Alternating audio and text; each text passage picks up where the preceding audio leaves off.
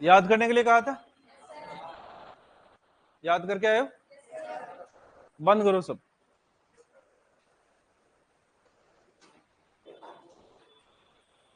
है ना?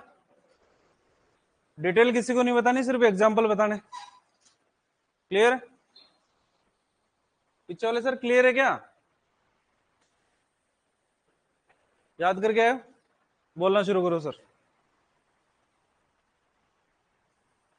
जो याद कर रहे थे अभी वही बोलो पहले तो। क्लासिफिकेशन ऑफ कनेक्टिव टिश्यू बताना है आपको पहले। संयोजी ऊतक का वर्गीकरण।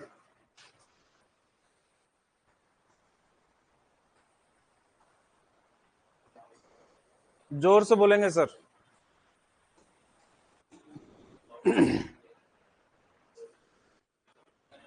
कौन सी? स्थिर कोशिकाएं।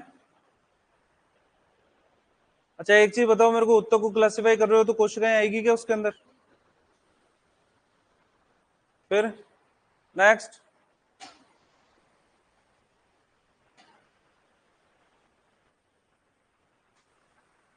बंद करो रे। हो गया याद, इतना बहुत है।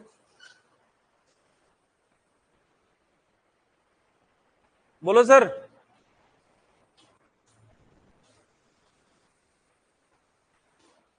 अच्छा चलो, याद कौन कौन नहीं करके आए मेरे को सीधे सीधे ये बता दो। हाथ खड़े करो जो जो याद करके नहीं आए।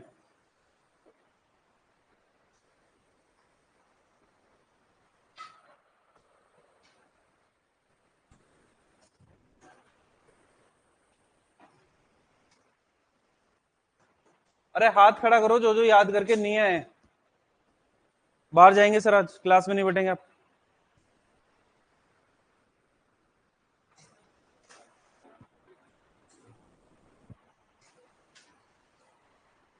चलो रे चलो, जल्दी करो।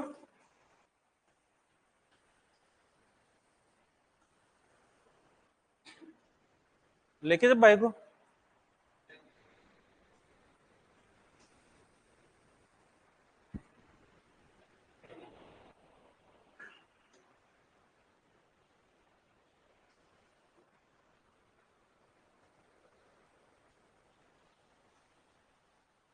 सर बाहर प्लीज। 1 घंटे बाद में आना क्लास में। और किसी को भी लगता है तो पहले ही जा सकता है। जाने दो भाई, जाने दो भाई को, जाने दो।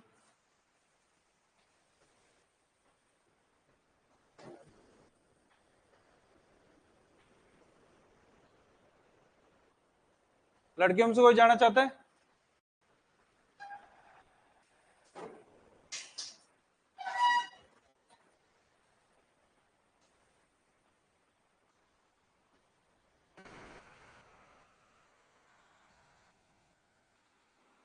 लेट याद आया?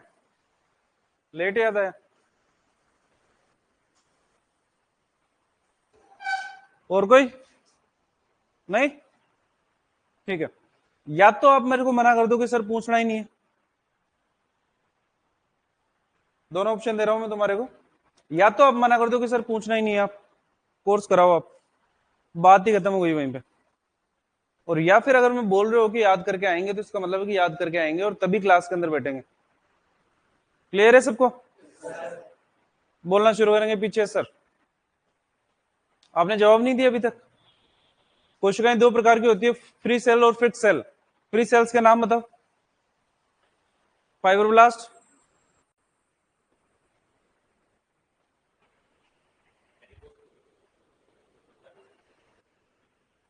आती है क्या इसके अंदर, फ्री सेल्स के अंदर?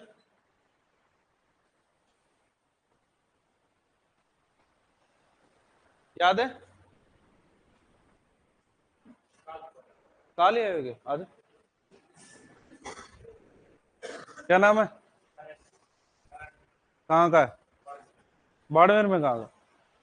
बाड़मेर? चोटन में कहाँ से? सनाऊ में? सनाऊ में कौन लग रहा है अभी? कौन लग रहा है सनाऊ के अंदर एलए से भी? पता ही नहीं यार, एलए से कर ली तूने।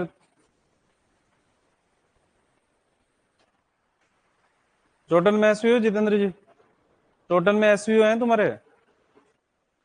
पता ही नहीं। रानीगांव जानता है? कहाँ पर आता है? हाँ, 2 साल रह के आया हूँ मैं वहां पर। हाँ बोलो सर। सर फाइब्रोब्लास्ट आती है कि फ्री सेल्स के अंदर, ये बताओ। नहीं आती। फ्री सेल्स के नाम पूछे सर मैंने आपसे। मैक्रोफेज, प्लाज्मा सेल,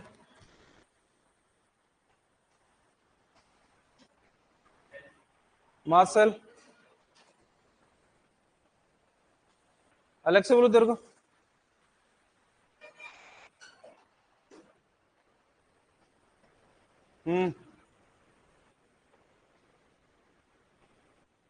मास्ट कोच का काम बताना है।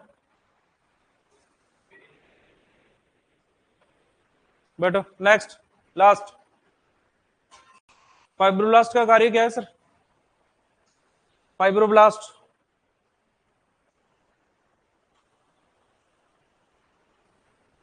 लैब वाले भी जवाब देंगे भाई। बंद करेंगे सर इसे। फाइब्रोब्लास्ट का काम क्या है सर?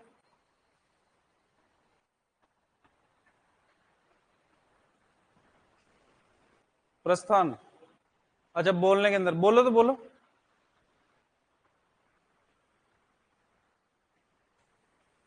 नेक्स्ट। सोच लो तब तक आराम से। मेसेनकाइमल कोशिकाएं क्या करती है सर? सघन व्यवस्थित उत्तक के एग्जाम्पल बताओ।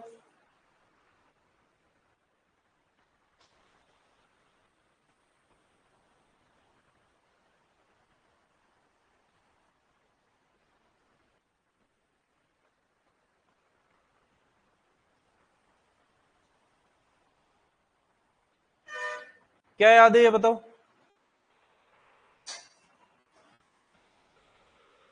सर या तो बोलोगे या क्लास में नहीं बैठोगे, दोनों में से क्या करना है ये बताओ।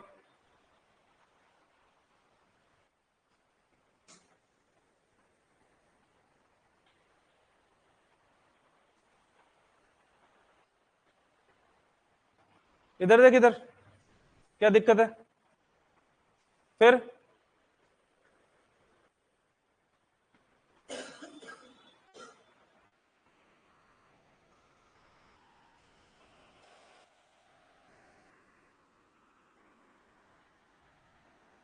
दोनों या तो बोलोगे या क्लास से बाहर जाओगे, बताओ क्या करना है।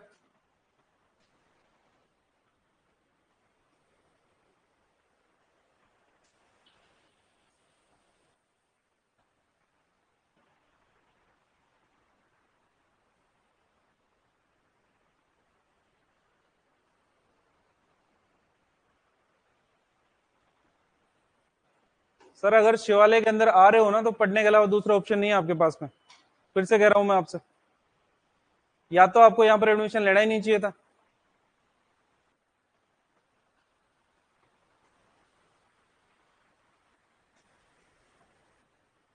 बोलो सर। खड़े हो? हाँ बताओ सर। फाइब्रोब्लास्ट का कार्य क्या है?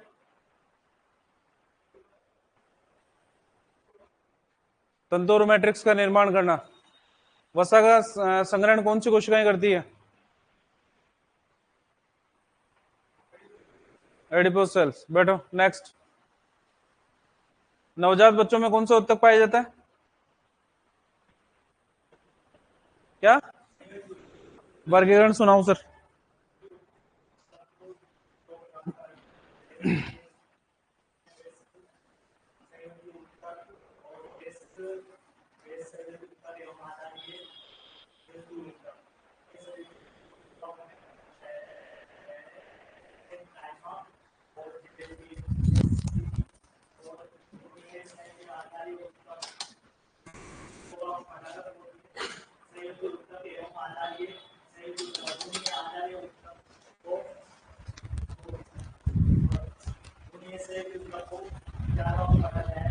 बोनी संयुक्त को 4 भागों में बांटते हैं क्या?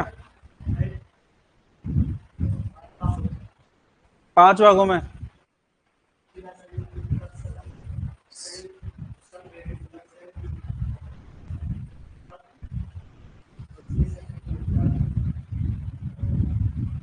वसीय संयुक्त को कितने भागों में बांटा गया? 2। कितने? 2। नाम बताओ। और सफेद संयोजक। बैठो नेक्स्ट। पीले संयोजक के एग्जाम्पल बताओ। पीले वसीय संयोजक कहाँ कहाँ पे पाया जाता है? भ्रूण के अंदर, भ्रूण में नहीं, नवजात बच्चों में। और सफेद संयोजक?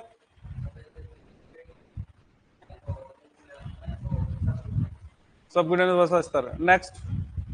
नेक्स्ट। बोलो सर, जो पढ़ रहे थे वही बोलो अभी तो। क्या पढ़ रहे थे, नाम बताओ। पीला संयोजक कहाँ पाया जाता है? ऊंट के कुबड़ में। सही कह रहा है क्या सर ये? सही कह रहा है क्या? सही बताओ तो। नवजात बच्चों में पाया जाता है, माइटोकॉन्ड्रिया अधिक होता है। श्वेत वसीय उत्तक कहाँ पाया जाता है?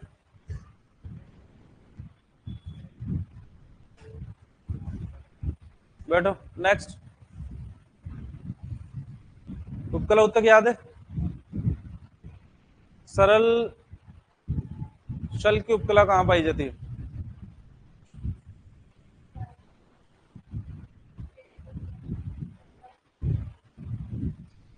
और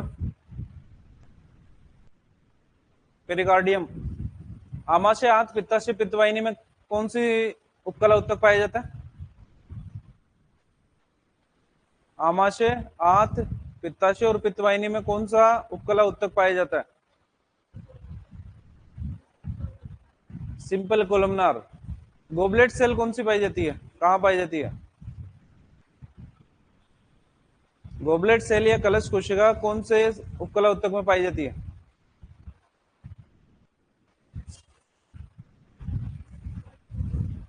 सिंपल क्यूबोइडल। गलत है।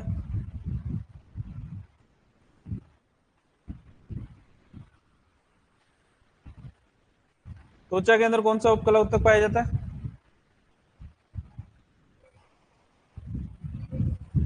केराटिन तो प्रोटीन है, उपकला उत्तक का नाम बताओ।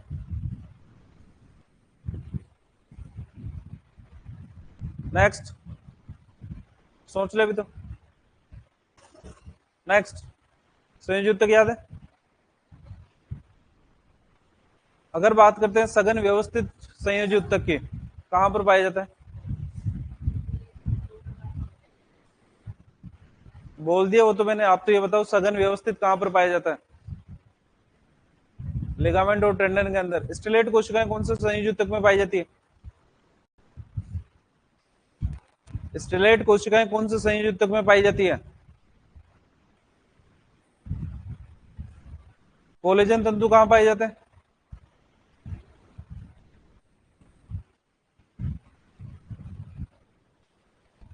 कोलेजन तंतु कहां पाए जाते हैं? लिखा है ना संयोजी उत्तक में तंतु। कोलेजन तंतु कौन से प्रोटीन से बनते हैं? कोलेजन प्रोटीन से। पाए कहां पर जाते हैं ये बताओ। नेक्स्ट। याद आया अपने को? स्ट्रेटिफाइड कौन सी?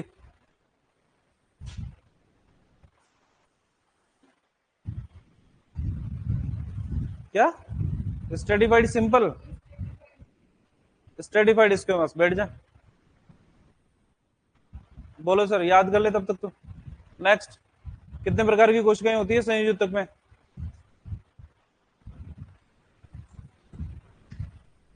बोलो सर।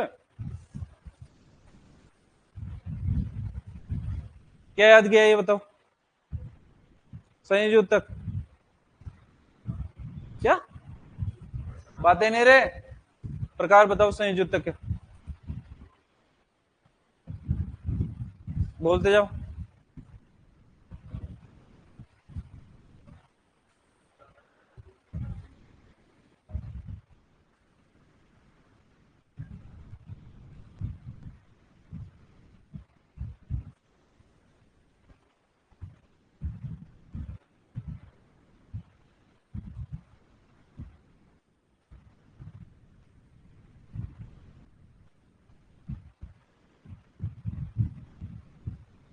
लिगामेंट और टेंडन के अंदर कौन सा कनेक्टिव टिश्यू पाया जाता है?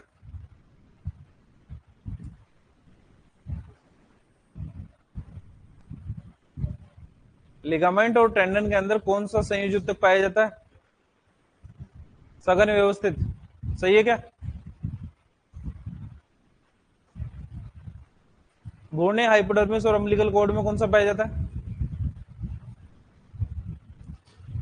नेक्स्ट, भ्रूणीय हाइपोडर्मिस और अम्बिलिकल कॉर्ड में कौन सा कनेक्टिव टिश्यू पाया जाता है?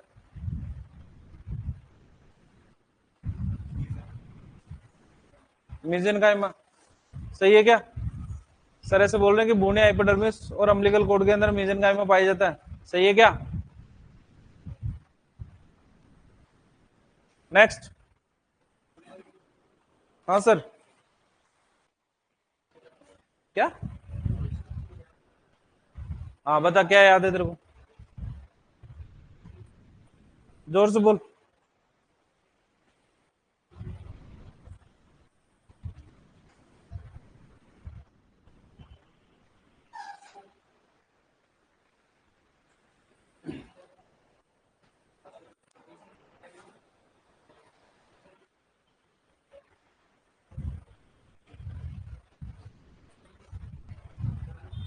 मास्ट कोशिका का काम क्या है?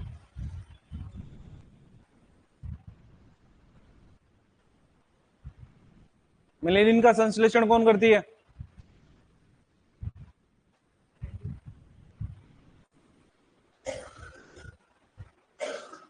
मेलेनिन का संश्लेषण कौन सी कोशिका करती है?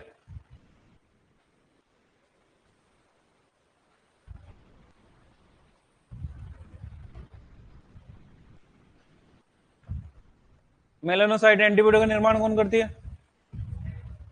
लिम्फोसाइट और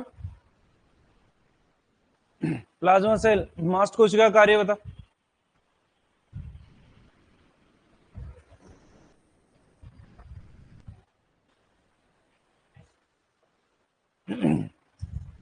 एक्सोसाइटोसिस के द्वारा पदार्थों को बाहर निकालने का कार्य मास्ट कोशिका करती है, मैक्रोफेज करती है? मैंने किसका कार्य पूछा है? फिर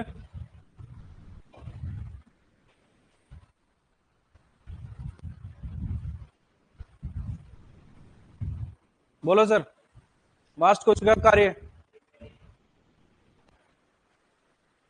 मैट्रिक्स और तंतुओं का निर्माण कौन करता है? स्टेलेट कोशिकाएं कहां पाई जाती है? रेटिकुलर के अंदर। नेक्स्ट, सघन अव्यवस्थित ऊतक कहां पर पाया जाता है?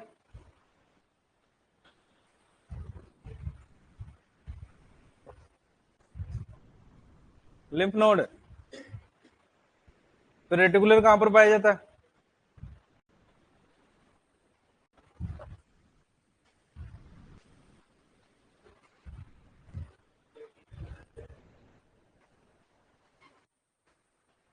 रेटिकुलर कोशिकाओं में।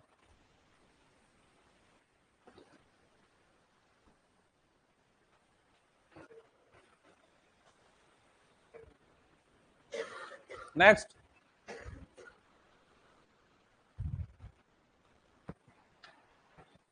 क्या याद है? सब वही ऊतक। कोलेजन तंतु कहां पर पाए जाते हैं टेंडन के अलावा?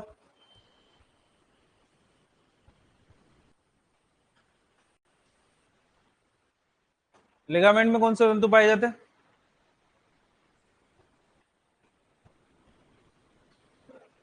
नेक्स्ट, बोल दे, याद आ रहा हो तो अभी भी।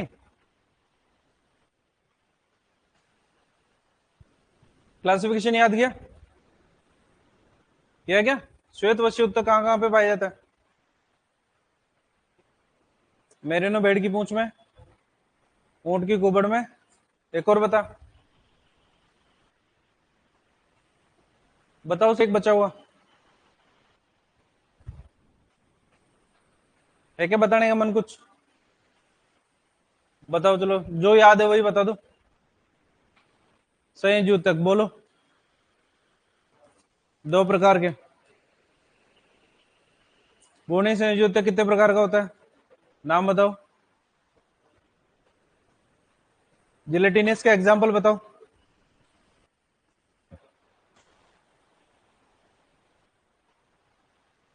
Example example. जिलेटिनियस संयोजी ऊतक भ्रूण में कहां कहां पे पाई जाता है, बताओ। हाइपोडर्मिस, गलत है।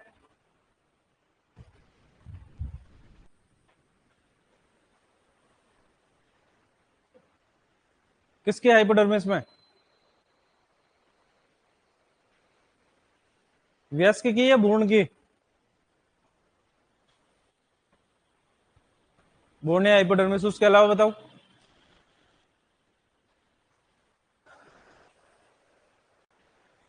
पांच कोशिकाओं का नाम बताओ सर। मास्ट सेल,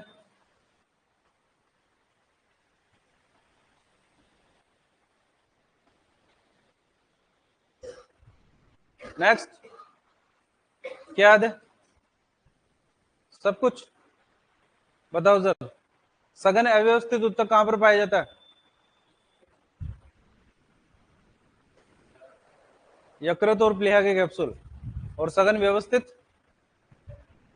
टेंडन और लिगामेंट के अंदर। रेटिकुलर संयोजी ऊतक कहां पाया जाता है,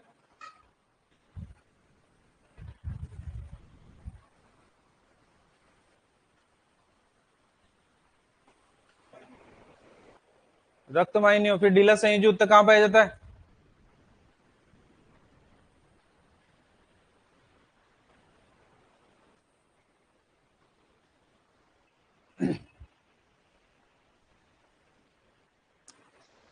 लास्ट। लूज कनेक्टिव टिश्यू कहां पाया जाता है, डीला संयोजी ऊतक कहां पाया जाता है, रक्त वाहिनियों। फिर सघन संयोजी ऊतक में सघन व्यवस्थित कहां पर पाया जाता है,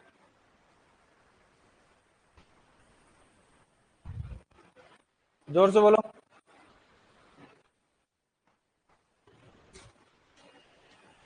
सुनाई दिया कि तुम्हारे को?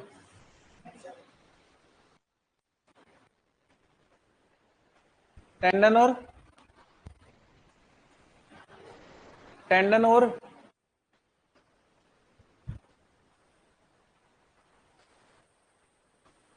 श्वेत वस्य ऊतक कहां पर पाया जाता है,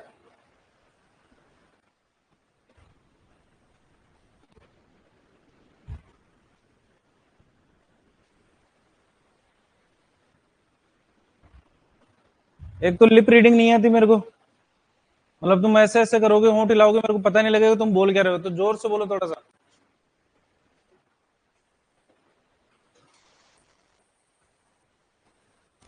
हाँ बोल। ऊंट की कुबड़ के अंदर, मेरिनो बेड की पूंछ के अंदर, उसके अलावा एक और बता। नवजात बच्चों में कौन सा पाया जाता है, कौन सा, पिंक, येलो। नेक्स्ट बताओ। स्टेलेट कोशिकाएं कौन से संयोजी ऊतक में पाई जाती है,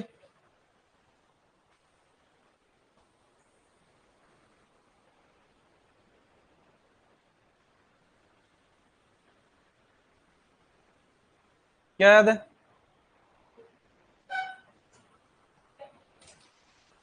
स्टेलेट कोशिकाएं कौन से संयोजी ऊतक में पाई जाती है, पीछे वाले बातें नहीं करेंगे। एग्जाम्पल बताओ रेटिकुलर संयोजी ऊतक का। स्प्लीन और कौन से तंतु पाए जाते हैं रेटिकुलर संयोजी ऊतक में,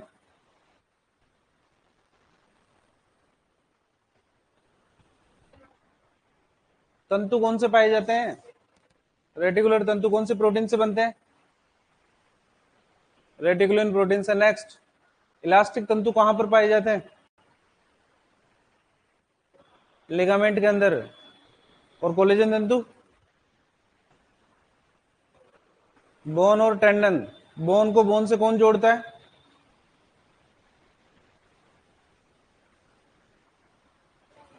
टेंडन। सही है क्या, मना करिए तो। लिगामेंट। फिर टेंडन क्या करते हैं,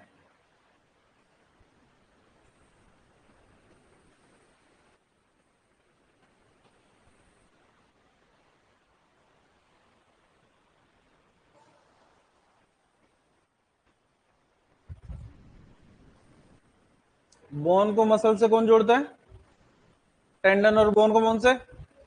लिगामेंट। सही कह रही है क्या? जिलेटिनियस संयुक्त ऊतक कहां पर पाया जाता है?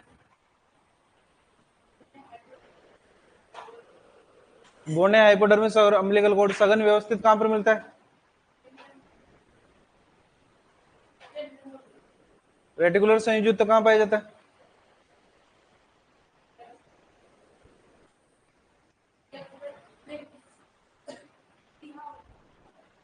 लीहा और लस्सी का। डिलर संयुक्त ऊतक कहां पाया जाता है? रक्त वाहिनियों के लिए। सही कह रही है कि? सही है। कोशिकाएं कितने प्रकार की होती है संयुक्त ऊतक में? दो प्रकार नाम बताओ, दो प्रकार के। तीन प्रकार नाम बताओ तीनों के।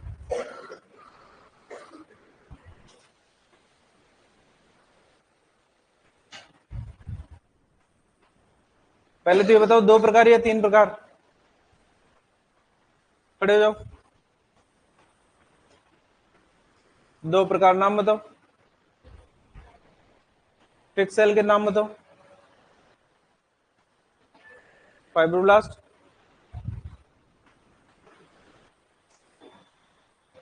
मेसेनकाइमल। फाइब्रोब्लास्ट का कार्य बताओ।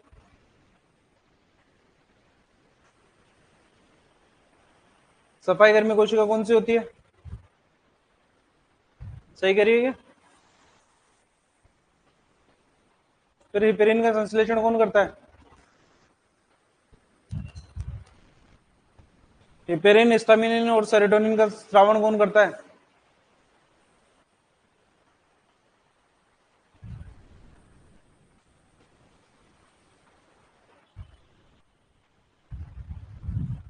क्या याद है? उपकला उत्तक। क्लासिफिकेशन सुनाओ उपकला उत्तक का।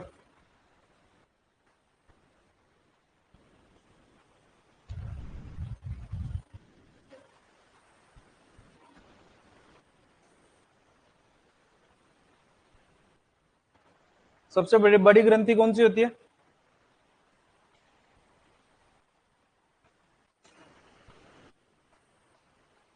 बार बार बुला के लेके।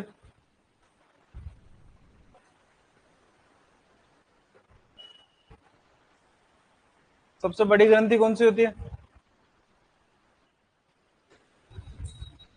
सरल छल की उपकला कहां पर पाई जाती है? सरल छल की उपकला कहां पर पाई जाती है? पेरिकार्डियम।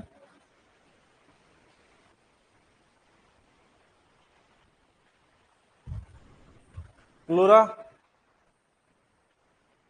पेरिटोनियम।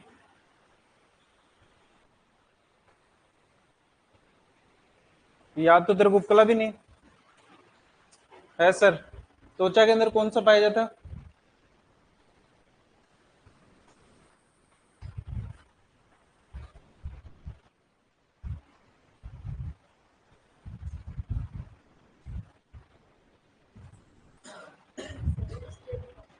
सरल स्ट्रेटिफाइड है।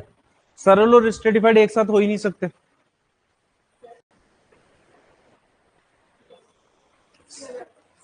सरल स्क्विमस। त्वचा के अंदर। कब से?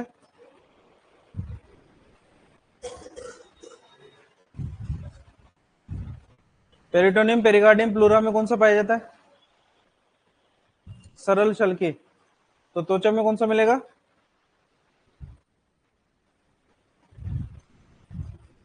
कौन सा मिलेगा त्वचा में?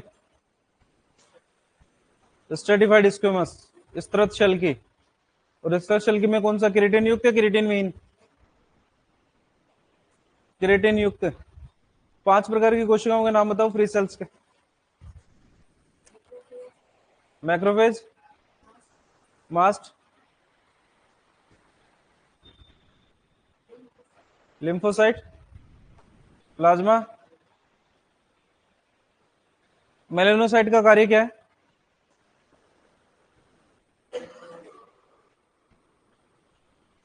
मेलेनोसाइट का कार्य क्या है?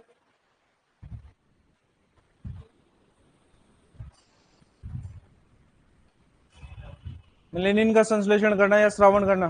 प्लाज्मा कोशिका कार्य क्या है? एंटीबॉडी प्लाज्मा के अलावा और कौन सी कोशिका है जो निर्माण करती है? लिम्फोसाइट। सही कह रहे हैं क्या? सही कह रहे हैं कि ऐसे कह रहे हैं प्लाज्मा के अलावा लिम्फोसाइट है जो एंटीबॉडी का निर्माण करती है। बोल रहा है ना प्लाज्मा के अलावा, बताना ही है। एस आकृति का केंद्र किसमें पाया जाता है? मास्ट सेल के अंदर। कार्य बताओ मास्ट कोशिका का। हिस्टामिन, पिपेरिन, सेरोटोनिन का श्रावण करना। फाइब्रोब्लास्ट का कार्य क्या है?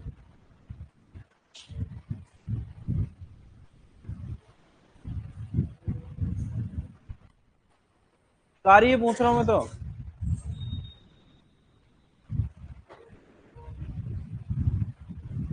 मैट्रिक्स और तंतु का निर्माण करना। मैट्रिक्स बनी किसकी होती है?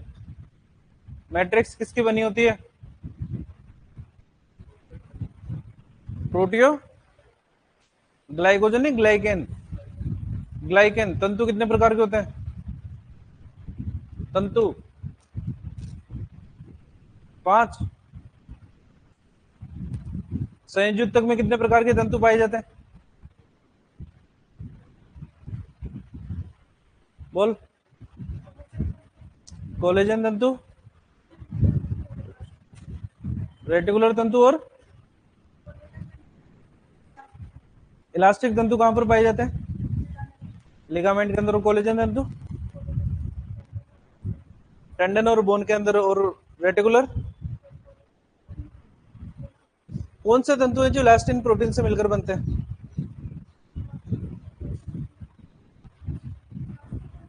इलास्टिक तंतु और रेटिकुलर प्रोटीन से।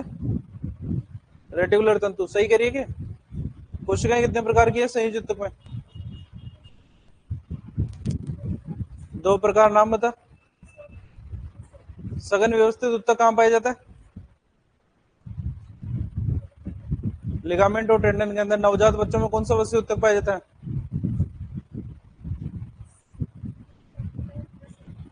श्वेत वसीय ऊतक कहां पाया जाता है?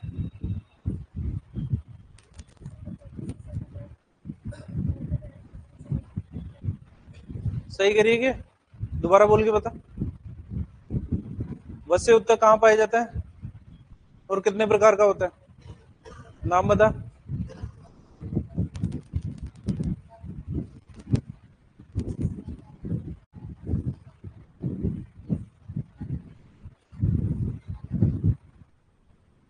स्टेलेट कोशिकाएं कौन से ऊतक में पाई जाती है?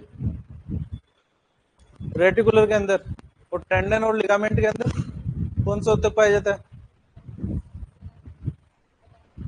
सघन व्यवस्थित। सही करिए, बोल के बता सारा संयोजी ऊतक।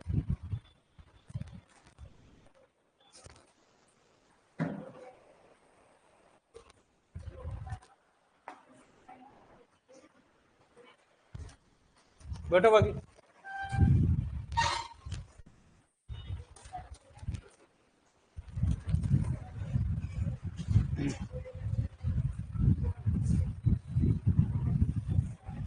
आधारी संयुक्त के एग्जाम्पल बता। आधारी संयुक्त। अस्थि और उपास्थि। लास्ट टाइम पे बात करें तो अपन मस्कुलर टिश्यू की, पेशी उत्तकों की। पेशी उत्तकों के अंदर पहले लाइन लिखी थी उत्पत्ति मेसोडर्म से होती है। और पेशी उत्तक की जो कोशिका होती है वो तंतुओं के रूप में पाए जाने के कारण उसको मसल फाइबर या मायोफाइबर भी कहते हैं। उसके बाद में फिर संरचना बनाई थी। संरचना के अंदर पेशी तंतु मिलकर प्राइमरी बंडल का निर्माण करते हैं और प्राइमरी बंडल मिलकर पेशी का निर्माण करते हैं। पेशी तंतु की जो बाह्य परत होती है उसको क्या बोलते हैं? एंडोमाइसियम। प्राइमरी बंडल के ऊपर पेरीमाइसियम और मसल्स के ऊपर एपिमाइसियम। अलग अलग अगर कोशिकाओं की बात करते हैं तो कोशिका झिल्ली को क्या बोलते हैं? सार्कोलेमा। और ईआर को सार्कोप्लाज्मिक रेटिकुलम। और माइटोकॉन्ड्रिया को। फिर लिखा था कार्य की प्रकृति के आधार पर पेशियां 2 प्रकार की, जो आपकी इच्छा से नियंत्रित होती है, जो आपकी इच्छा से नियंत्रित नहीं होती। रेखित पेशी कैसी होती है? कंकाली पेशियां, अरेखित पेशियां, हृदय पेशियां, आहार नाल की पेशियां, गर्भाशय की। ठीक है। उसके बाद में संरचना के आधार पर लिखा था पेशियां 3 प्रकार की होती है, जिसमें सबसे पहले लिखा था रेखित पेशी। रेखित पेशी के अंदर लिखा था बहुसंख्यक केंद्रक होता है, ऐच्छिक होती है और संकुचन तेजी से होने के कारण लैक्टिक अम्ल का निर्माण होता है। जिसके कारण ये जल्दी थक जाती है। लिख लेते हैं यहां तक। इससे आगे नेक्स्ट लाइन लिखो। रेखित पेशी में बैंड पाए जाते हैं।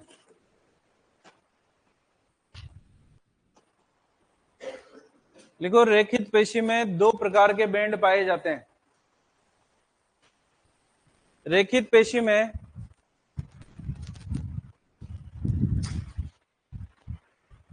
दो प्रकार के बैंड पाए जाते हैं। रेखित पेशी में दो प्रकार के बैंड पाए जाते हैं।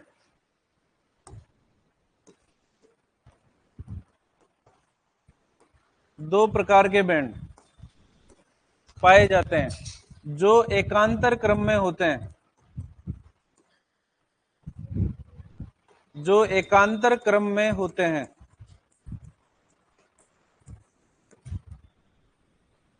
जो एकांतर क्रम में होते हैं। रेखित पेशी में दो प्रकार के बैंड पाए जाते हैं जो एकांतर क्रम में होते हैं। ठीक है, अब सुनते जाओ, बाद में लिखना। पहले समझोगे फिर बाद में लिखोगे। हम कह रहे हैं रेखित पेशी में दो प्रकार के बैंड पाए जाते हैं जो एकांतर क्रम में होते हैं। एकांतर क्रम का मतलब होता है एक छोड़कर एक। जैसे मान लो एक बैंड का नाम है ए और दूसरे का नाम है बी, तो पहले ए फिर बी फिर ए फिर बी फिर ए फिर बी। क्लियर है? ठीक है। हम कह रहे हैं कि रेखित पेशी में दो प्रकार के बैंड पाए जाते हैं। ये मान लो रेखित पेशी है और इसके अंदर दो प्रकार के बैंड दिखाने हमारे को।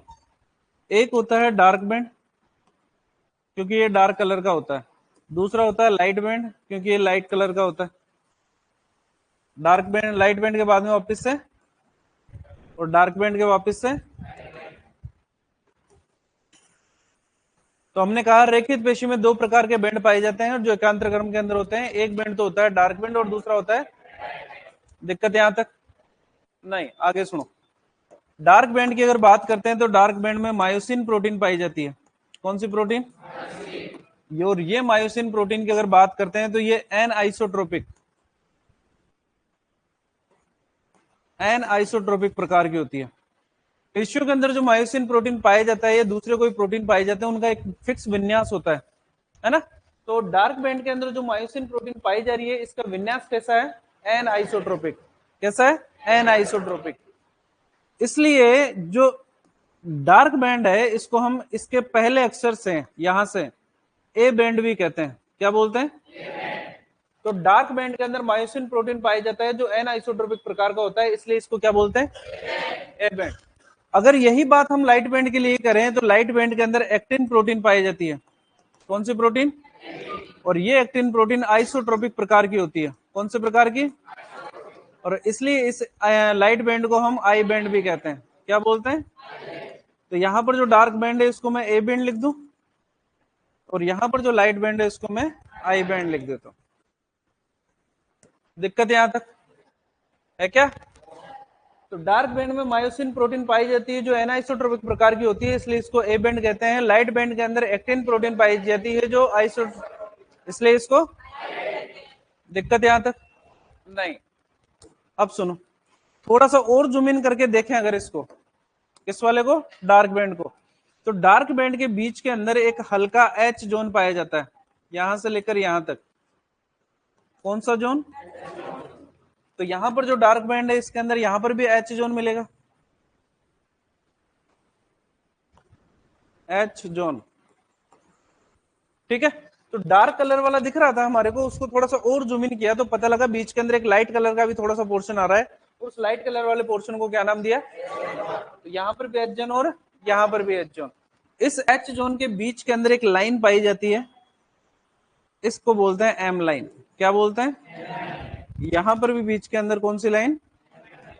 M line. तो डार्क बैंड की अगर बात करते हैं, सिर्फ डार्क बैंड की, तो डार्क बैंड में मायोसिन प्रोटीन पाया जाता है जो एन आइसोट्रोपिक प्रकार का होता है, इसलिए इसको ए बैंड भी कहते हैं। डार्क बैंड के बीच के अंदर एक हल्का एच जोन जिसके बीच में एम लाइन पाई जाती है। ठीक है। थोड़ा सा और जूम इन करके देखें अगर इसको हम लाइट बैंड को, तो लाइट बैंड के अंदर यहां पर लाइन से थोड़ी सी मोटी, इसको बोलते हैं जेड लाइन या जेड डिस्क। कौन सी डिस्क? जेड लाइन या जेड डिस्क पाई जाती है। कौन से बैंड के अंदर? लाइट बैंड के अंदर। और यहां पर भी जो लाइट बैंड है इसके अंदर आपको क्या मिलेगा, जेड लाइन या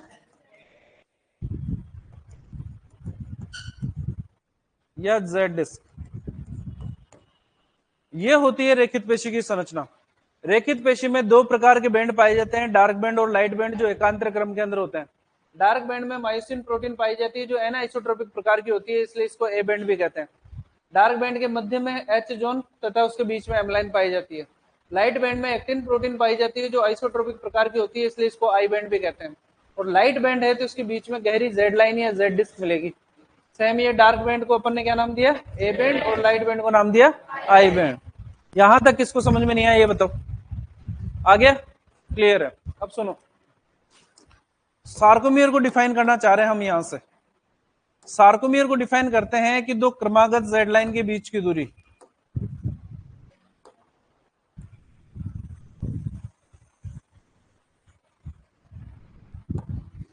इस जेड लाइन से लेकर इस जेड लाइन के बीच की जो दूरी रहेगी, इस दूरी को हम नाम देंगे सार्कोमियर। क्या नाम देंगे,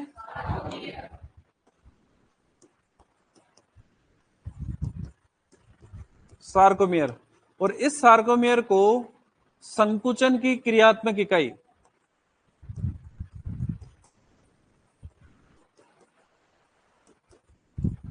की क्रियात्मक इकाई भी कहते हैं।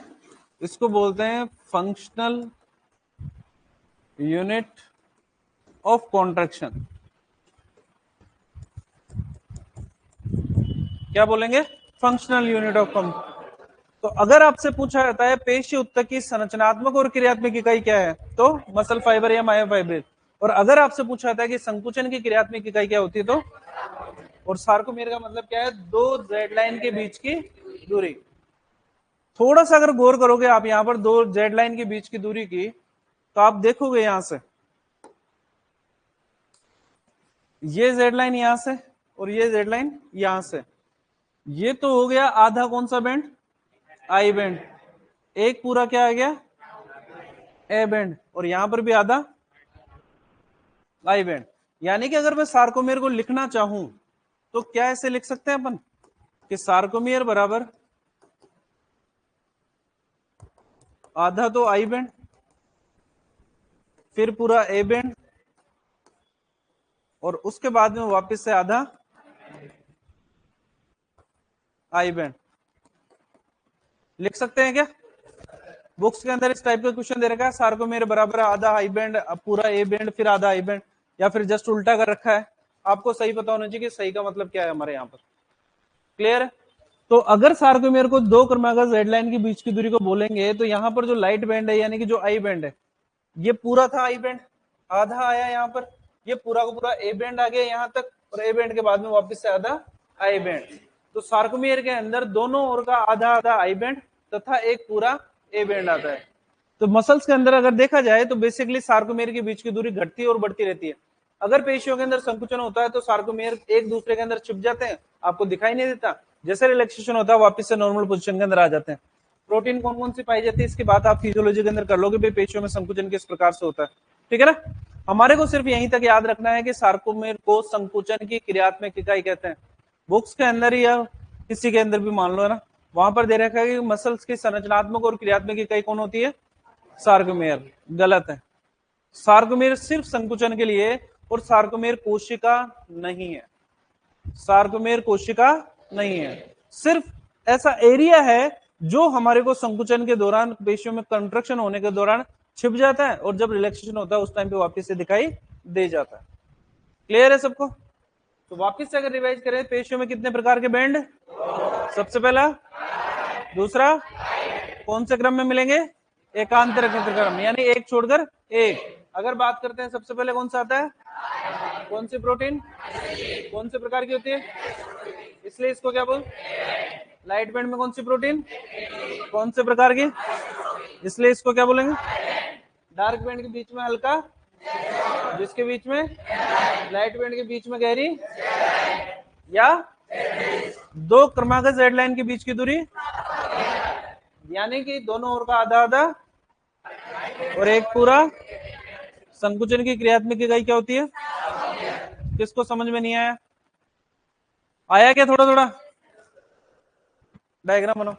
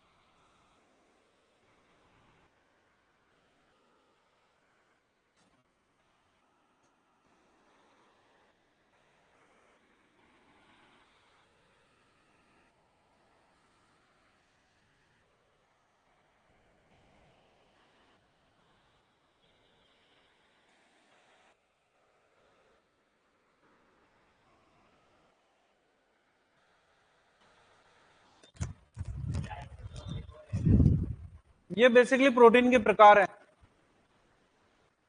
आइसोट्रोपिक और एनाइसोट्रोपिक इनका विन्यास है, जिसके कारण इसको आइसोट्रोपिक और एनाइसोट्रोपिक कहा अपन ने। जैसे कि कोशिका झिल्ली पढ़ते टाइम पे अपन ने कहा था कि प्रोटीन का अणु मोज़ेक के रूप में विन्यासित रहते हैं, वैसे वाली कंडीशन है।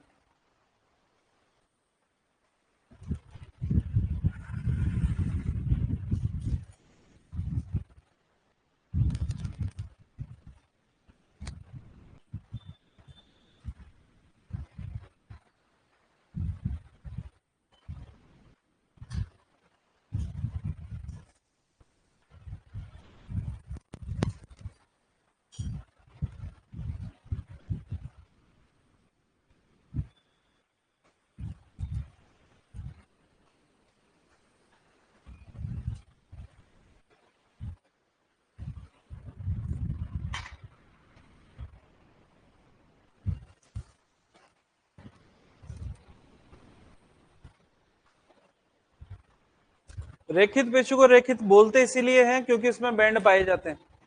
अगर बैंड नहीं पाए जाएंगे तो इसको क्या बोल देंगे? अरेखित बोलेंगे फिर।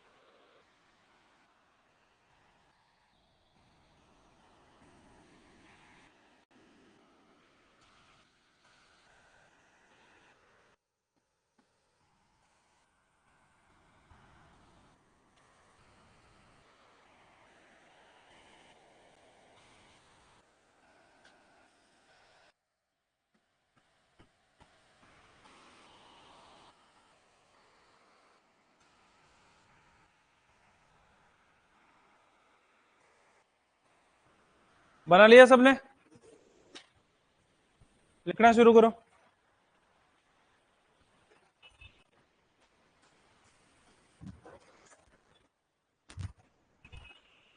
लास्ट लाइन जो लिखी थी वो लिखी थी कि रेखित पेशी में दो प्रकार के बैंड पाए जाते हैं जो एकांतर क्रम में होते हैं। नंबर 1 लिखो डार्क बैंड।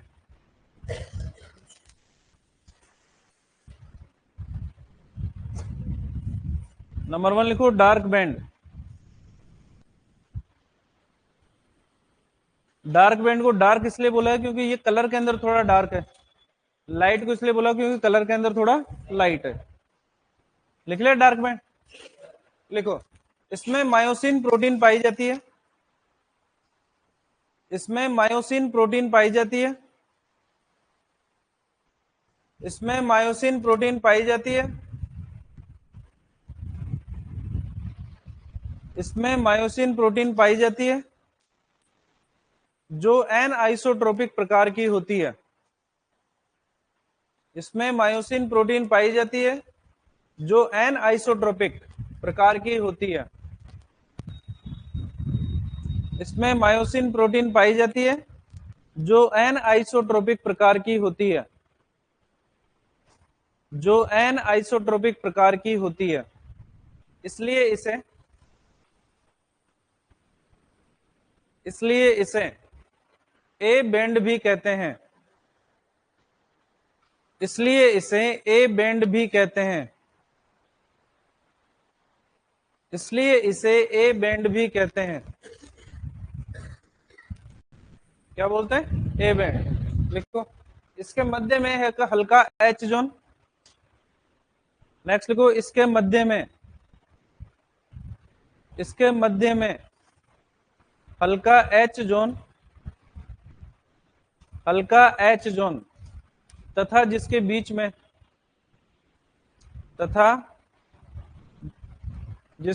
में एम लाइन पाई जाती है। इसके मध्य में हल्का एच जोन तथा इसके बीच में एम लाइन पाई जाती है। इसके बीच में एम लाइन पाई जाती है। सारी की सारी बातें किसके लिए है? डार्क बैंड के लिए। नेक्स्ट लिखो light band. Light band. Light band.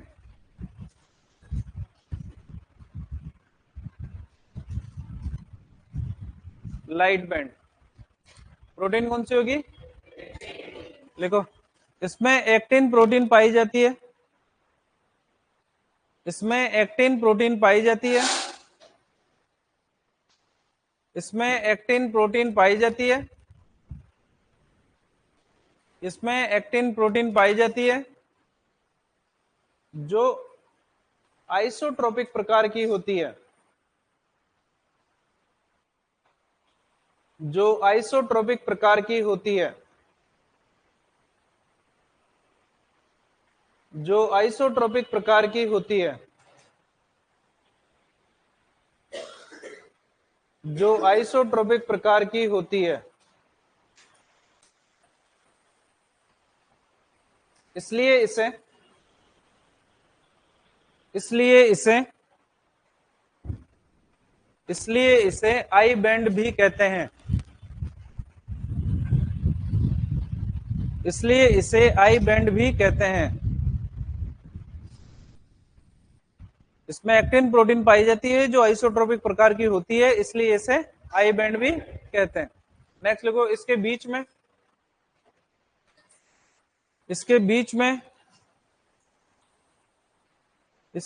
में गहरी जेड लाइन या जेड डिस्क पाई जाती है। इसके बीच में गहरी जेड लाइन या जेड डिस्क पाई जाती है।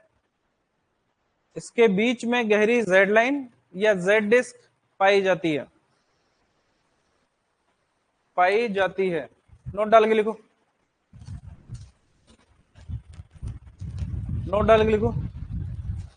दो क्रमागत जेड लाइन के बीच की दूरी। दो क्रमागत का मतलब होता है क्रम से।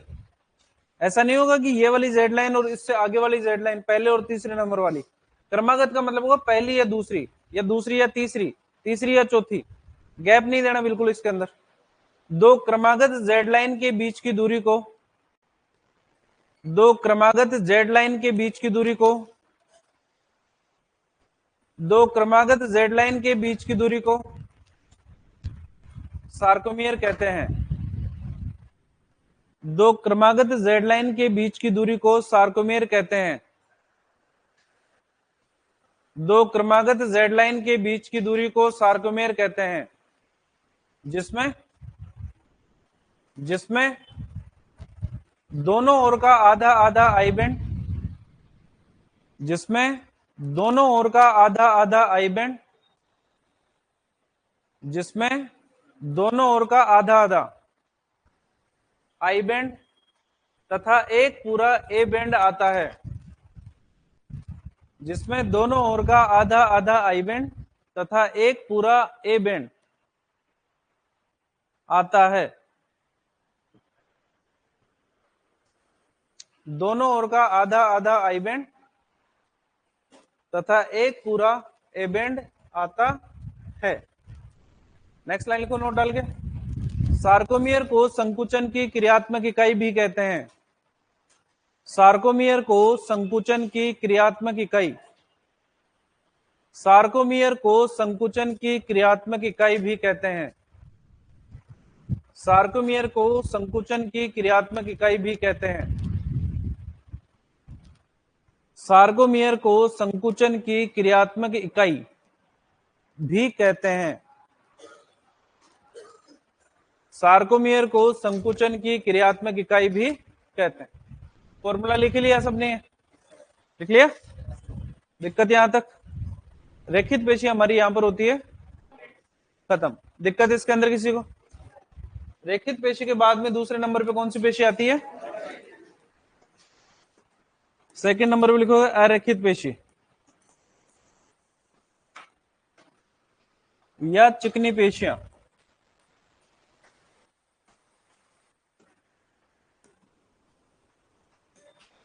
अनस्ट्रेटेड या स्मूथ मसल।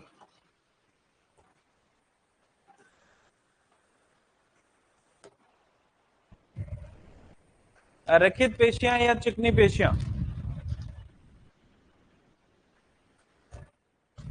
अरेखित पेशियां या चिकनी पेशियां।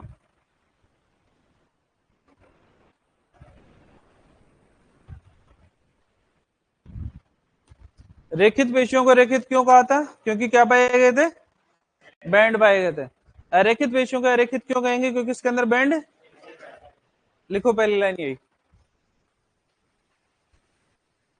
इसमें बैंड अनुपस्थित होते हैं।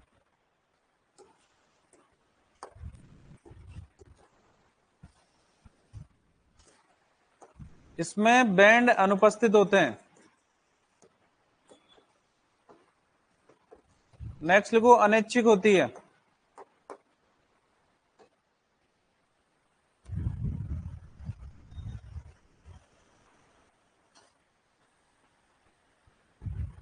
इसमें बैंड अनुपस्थित होते हैं और कैसे होती है? अनैच्छिक, यानी आपकी इच्छा से नियंत्रित नहीं होती, अनैच्छिक होती है। इसलिए अनैच्छिक होती है। आगे करो, अनैच्छिक के आगे लिखो। इसलिए इसलिए बिना थकान के, इसलिए बिना थकान के, सर आपका ये क्या पीरियड? मेरा ही है भाई। इसलिए बिना थकान के लंबे समय तक, इसलिए बिना थकान के लंबे समय तक संकुचन कर सकती है। इसलिए बिना थकान के लंबे समय तक संकुचन कर सकती है। इसलिए बिना थकान के लंबे समय तक संकुचन कर सकती है। ठीक है? तो आपकी इच्छा पे नियंत्रित है नहीं, आपकी इच्छा पे नियंत्रित नहीं होगी तो वो अपने हिसाब से संकुचन करेगी, और जब खुद के हिसाब से संकुचन करेगी तो थकने वाले काम कभी भी नहीं करेगी। अनैच्छिक पेशियों के अंदर जो बेसिकली संकुचन पाया जाता है वो आता है सेरोटोनिन के कारण। किसके कारण? सेरोटोनिन। आगे पाचन तंत्र के अंदर बात करेंगे। अरेखित पेशियों के अंदर जो संकुचन, पेरिस्टाल्टिक जो मूवमेंट होती है वो पेरिस्टाल्टिक मूवमेंट सेरोटोनिन के कारण होती है। आगे कर लेंगे। अब सुनो यहां पर, अरेखित पेशियों की अगर बात करते हैं तो जो पेशीय तंतु होते हैं वो स्पिंडल के आकार के,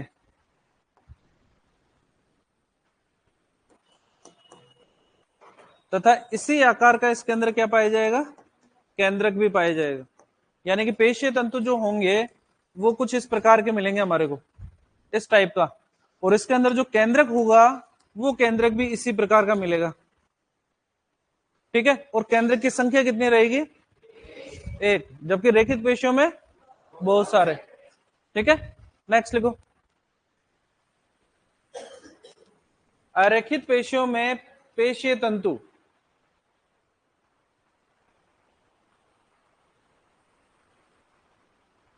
अरेखित पेशियों में पेशीय तंतु स्पिंडल के आकार के, अरेखित पेशियों में पेशीय तंतु स्पिंडल के आकार के, स्पिंडल के आकार के होते हैं, स्पिंडल के आकार के होते हैं, तथा उनमें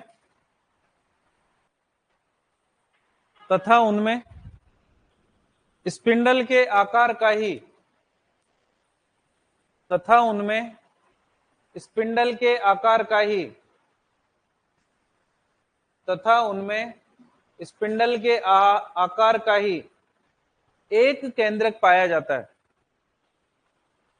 स्पिंडल के आकार का ही एक केंद्रक पाया जाता है।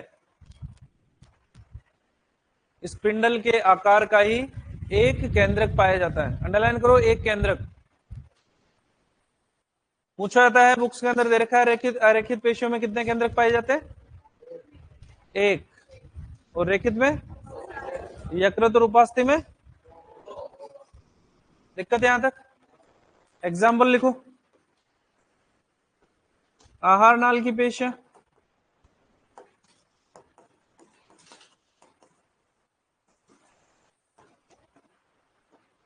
गर्भाशय, मूत्राशय इत्यादि की पेशियां।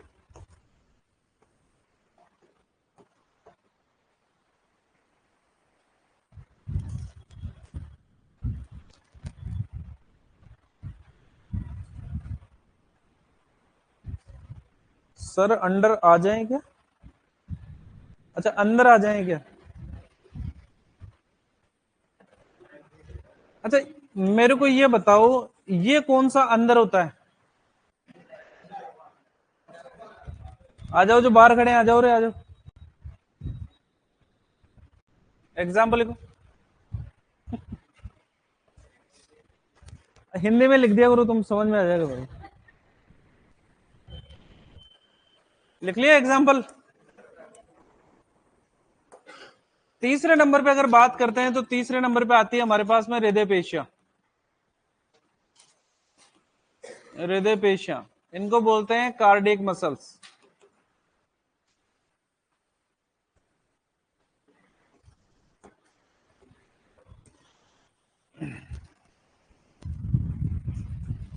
हृदय पेशियां कार्डियक मसल,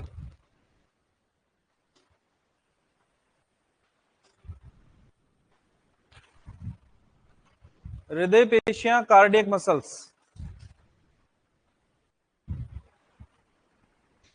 हृदय पेशियां नाम से पता लग रहा है कि हृदय के अंदर पाई जाएगी। ठीक है, देखो उधर, हृदय पेशियों की अगर बात करते हैं तो हृदय पेशियों के अंदर बैंड पाए जाते हैं, इसलिए रेखित होती है। बैंड पाए जा रहे हैं इसलिए कैसी है, रेखित, लेकिन इच्छा से नियंत्रित नहीं होती।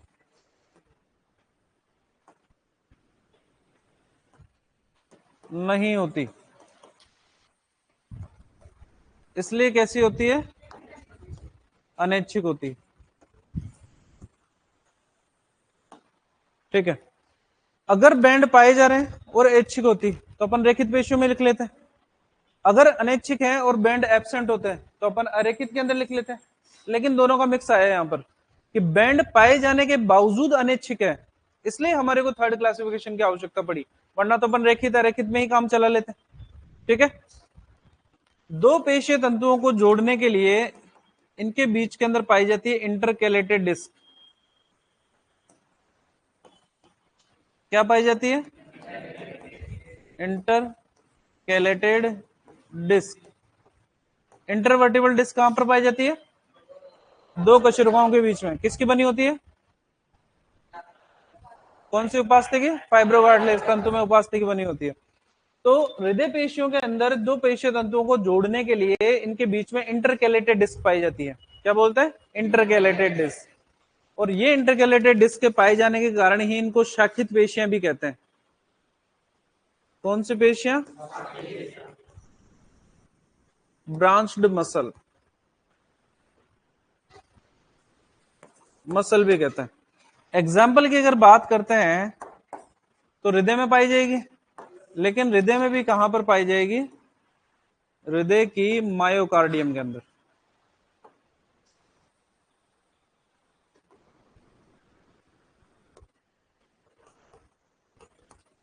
कहां पर मिलेगी? मायोकार्डियम। हार्ट की अगर बात करते हैं तो हृदय 3 परतों से मिलकर बनता है। कितनी परतों से? सबसे बाहर की तरफ जो होती है उसको बोलते हैं एपिकार्डियम। दूसरे नंबर पे होती है मायोकार्डियम, और तीसरे नंबर पे एंडोकार्डियम। और इन तीनों परतों के ऊपर सरल शल की उपकला का आवरण पाया जाता है, ऐसा कवरिंग। इसको बोलते हैं पेरिकार्डियम। क्या बोलेंगे? पेरिकार्डियम। ठीक है ना? तो हृदय खुद 3 परतों से मिलकर बना हुआ है, एपिकार्डियम, मायोकार्डियम और एंडोकार्डियम। इन तीनों के अंदर से सिर्फ किसके अंदर मिलेगी? मायोकार्डियम के अंदर। क्वेश्चन दूसरे तरीके से पूछा जाता है, हृदय में संकुचन निम्न में से कौन सी परत के कारण होता है? क्यों? क्योंकि इस मायोकार्डियम के अंदर क्या पाई जा रही है? हृदय पेशियां पाई जा रही है, कार्डिक मसल्स पाई जा रही है ना? तो मायोकार्डियम के अंदर कॉन्ट्रेक्शन और रिलैक्सेशन होगा तो ही हृदय संकुचित होगा और शिथिलन होगा, और किसी कारण नहीं होगा। बाहर की तरफ जो आवरण पाया जा रहा है, सरल शल की उपकला का आवरण जो पाया जा रहा है, उसको क्या बोलेंगे? पेरिकार्डियम। ठीक है? तो ओवरऑल अगर देखा जाए तो कवरिंग को छोड़ दी जाए तो 3 परतें, और कवरिंग के साथ में अगर देखा जाए तो 4 परतें। क्लियर? लिखना शुरू करो। हेडिंग डाली है अपन ने, हृदय पेशियां। लिखो सबसे पहली बात, इनमें बैंड उपस्थित होते हैं। इनमें बैंड उपस्थित होते हैं। इनमें बैंड उपस्थित होते हैं। इनमें बैंड उपस्थित होते हैं। इसलिए इसलिए रेखित होती हैं। इसलिए रेखित होती है। अंडरलाइन करोगे रेखित को? अंडरलाइन करोगे रेखित को? बैंड उपस्थित होने के कारण कैसी होगी? रेखित। नेक्स्ट लिखो, लेकिन इच्छा से नियंत्रित नहीं होती। नेक्स्ट लाइन लिखो, लेकिन इच्छा से नियंत्रित नहीं होती। लेकिन इच्छा से नियंत्रित नहीं होती। लेकिन इच्छा से नियंत्रित नहीं होती। लेकिन इच्छा से नियंत्रित नहीं होती, इसलिए अनैच्छिक होती है। इसलिए अनैच्छिक होती है। इसलिए अनैच्छिक होती है। अंडरलाइन करोगे अनैच्छिक को? अंडरलाइन करोगे अनैच्छिक को? तो जहां पर ऊपर ऊपर कार्डिक मसल लिखा है ना, वहां पर इस सामने ब्रैकेट के अंदर लिख लो रेखित प्लस अनैच्छिक। जहां पर हेडिंग डाली अपन ने हृदय पेशियां या कार्डिक मसल, वहां पर ब्रैकेट में लिखोगे रेखित प्लस अनैच्छिक।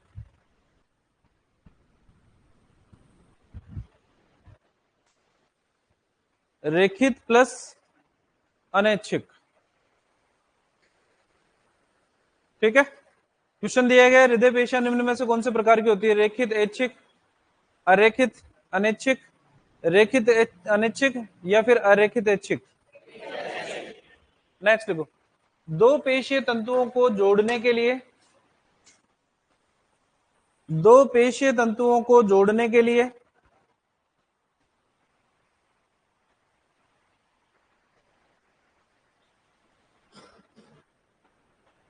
दो पेशीय तंतुओं को जोड़ने के लिए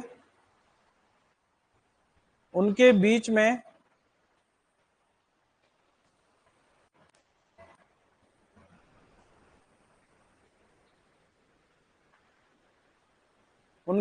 में इंटरकैलेटेड डिस्क पाई जाती है।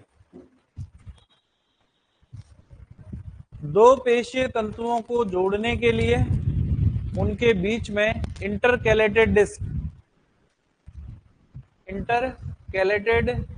पाई जाती है। इंटरकैलेटेड डिस्क पाई जाती है, इसलिए इन्हें इंटरकैलेटेड डिस्क पाई जाती है, इसलिए इन्हें शाखित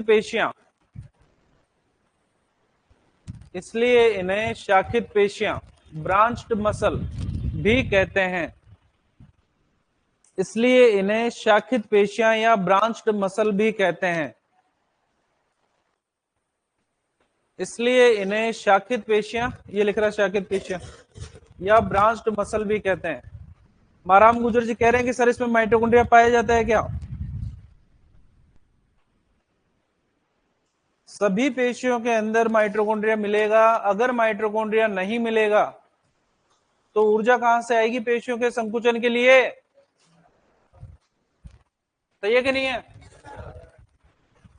लिखो, इसलिए इन्हें शाखित पेशियां भी कहते हैं। एग्जाम्पल लिखो, हृदय की मायोकार्डियम में। एग्जाम्पल लिखो, हृदय की मायोकार्डियम में उपस्थित हृदय की मायोकार्डियम में उपस्थित हृदय की मायोकार्डियम में उपस्थित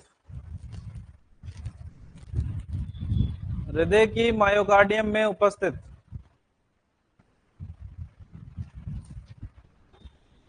दिक्कत यहां तक? ठीक है। मस्कुलर टिश्यू या पेशी उत्तक हमारा यहां पर होता है खत्म। तो मस्कुलर टिश्यू के अंदर दो चीजें, एक तो कार्य के प्रकृति के आधार पर ऐच्छिक अनैच्छिक, और संरचना के आधार पर रेखित अरेखित और हृदय पेशियां। सारी लाइन जो अपन ने लिखी है वो इंपॉर्टेंट है, याद रखोगे। अच्छा, क्वेश्चन पूछने वाले ये भी पूछ लेते हैं कि हृदय पेशियों में कितने केंद्रक पाए जाते हैं। ठीक है ना? अलग से अगर कुछ होगा तो मैं लिखवाऊंगा। जहां पर कुछ नहीं लिखवा रहा, मतलब नॉर्मल जो चलता है वो नॉर्मल ही है, फिर भी लिखो, तुम कहीं भी लिख लो। एक केंद्रक उपस्थित है ना, मेरे बोलने पे यकीन नहीं करते, तुम लिखने पे यकीन करते हो।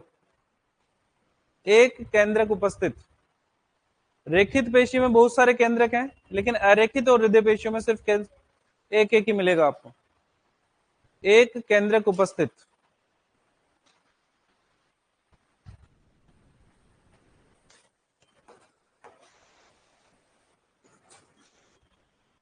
ऐसा दिल कौन बनाता है भाई?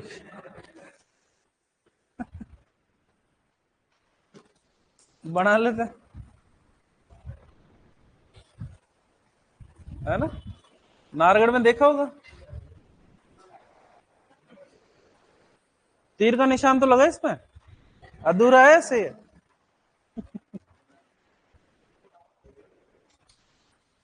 नए बच्चे हैं ना अभी।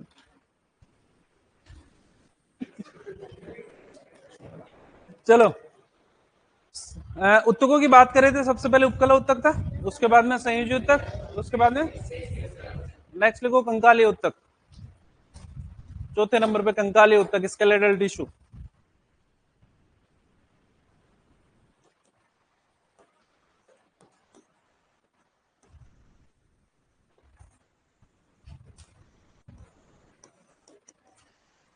स्केलेटल टिश्यू, कंकाली उत्तक। स्केलेटल टिश्यू या कंकाली उत्तक लिखो। उसके अंदर उत्पत्ति किससे होगी? क्यों होगी मेसोडर्म से?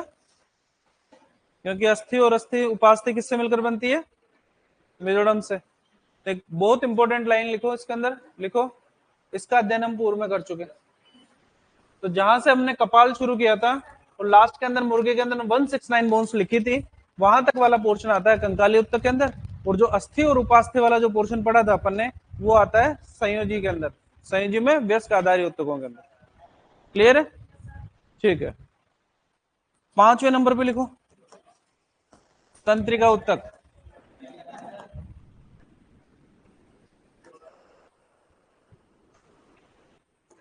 Nervous tissue. अरे लिखवाना जरूरी होता नहीं तो तुम कह दो कि सर कंकाली उत्तक तो पढ़ा है नहीं, इसलिए नाम तो लिखना जरूरी है, कंपलसरी है। तुम्हारा कुछ नहीं जाता, खट से मैसेज कर देते हो, है ना? जैसे लाइव वाले कर रहे थे अभी कि सर पढ़ाओ, क्लास खत्म होने वाली है, टाइम खत्म होने वाला है। अरे मेरे को ज्यादा टेंशन है तुम्हारे को पढ़ाने की, है ना? लेकिन पढ़ने से कुछ नहीं होना बड़ा, ये कंफर्म है। जब तक याद नहीं करोगे तब तक कुछ नहीं होगा। कितने नोट्स बना लो, लाल काला हरा पीला नीला, कितने पेन इस्तेमाल कर लो, कोई फर्क नहीं पड़ता जब तक ये दिमाग के अंदर ब्लैक एंड व्हाइट इमेज नहीं बनाओगे याद करने के लिए। हेडिंग डालोगे तंत्रिका उत्तक।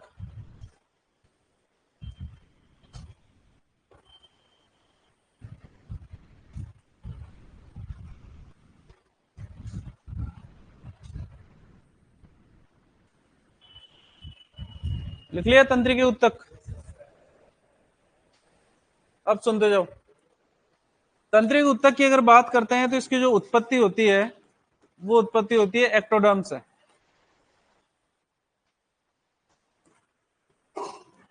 किससे होती है? एक्टोडर्म से। ठीक है, फिर से कह रहा हूं एम्ब्रोलॉजी तुम्हारे कोर्स में नहीं है ना? भोरने की तुम्हारे कोर्स में है नहीं, भोरन का अध्ययन है ही नहीं, लेकिन बुक्स में दे रखा है इसलिए लिख देता हूं मैं बस कि हाँ ठीक है। तो अभी तक जितने भी पढ़े हैं सबके अंदर मिजोडम से उत्पत्ति हुई है, लेकिन तंत्रिका उत्तक है, इसकी उत्पत्ति कैसे होगी? किससे होगी? एक्टोडर्म से। नेक्स्ट, तंत्रिका उत्तक की संरचनात्मक तथा क्रियात्मक इकाई।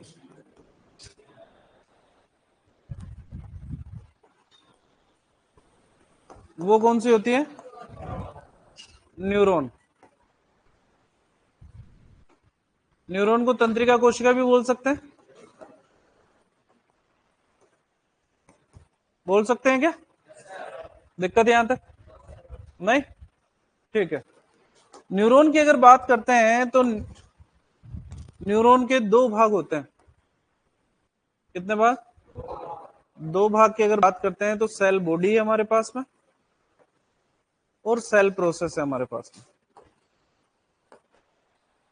सेल बॉडी को साइटोन कहते हैं और सेल प्रोसेस को एक्सोन कहते हैं। क्या कहते हैं? एक्सोन। आगे बात कर लेंगे। न्यूरॉन का नाम अपन ने पहले भी लिखा था। कब लिखा था? सबसे लंबी कोशिका उसके अलावा बताओ। तारककाय। तारककाय इसके अंदर पाया नहीं जाता, तारककाय अनुपस्थित होगा, इसलिए इसके अंदर या तो विभाजन होगा, पुनरुद्भवन, ये इसके अंदर क्या होंगे? पाया ही। लिखो छोटी छोटी बातें। हेडिंग डालिए तंत्रिका उत्तक। लिखो उत्पत्ति एक्टोडर्म से। उत्पत्ति लिखो एक्टोडर्म से। उत्पत्ति एक्टोडर्म से। उत्पत्ति एक्टोडर्म से। नेक्स्ट लिखो संरचनात्मक तथा क्रियात्मक इकाई। संरचनात्मक तथा क्रियात्मक इकाई। संरचनात्मक तथा क्रियात्मक इकाई। संरचनात्मक तथा क्रियात्मक इकाई। लिखो न्यूरॉन। न्यूरॉन।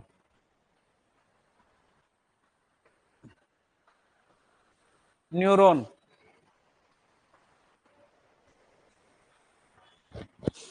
न्यूरॉन ब्रैकेट में लिखो तंत्रिका कोशिका।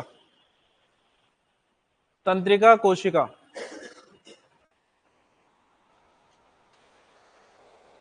तो तंत्रिका कोशिका को ही अपन क्या बोलेंगे? न्यूरॉन लिखेंगे। ठीक है, नोट डाल के लिखो, नोट डाल के लिखेंगे। न्यूरॉन में तारककाय अनुपस्थित होता है,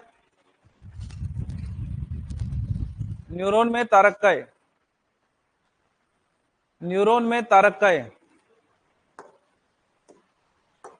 तारककाय को सेंट्रोसोम भी बोलते हैं। न्यूरॉन में तारककाय या सेंट्रोसोम अनुपस्थित होता है। न्यूरॉन में तारककाय या सेंट्रोसोम अनुपस्थित होता है। तारककाय या सेंट्रोसोम अनुपस्थित होता है, इसलिए इसमें विभाजन एवं पुनरुद्भवन की क्षमता नहीं पाई जाती। इसलिए इसमें विभाजन एवं पुनरुद्भवन की क्षमता नहीं पाई जाती। न्यूरॉन में तारककाय या सेंट्रोसोम अनुपस्थित होता है। तारककाय या सेंट्रोसोम अनुपस्थित होता है, इसलिए इसमें विभाजन एवं पुनरुद्भवन, विभाजन मतलब डिवीजन, पुनरुद्भवन यानी कि रीजनरेशन की क्षमता नहीं पाई जाती। विभाजन एवं पुनरुद्भवन की क्षमता नहीं पाई जाती। विभाजन एवं पुनरुद्भवन की क्षमता नहीं पाई जाती। विभाजन एवं पुनरुद्भवन की क्षमता नहीं पाई जाती। ठीक है, नेक्स्ट लिखो, न्यूरॉन के दो भाग होते हैं।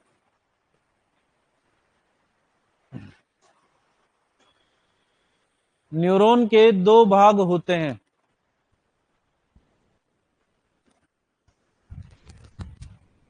न्यूरॉन के दो भाग होते हैं।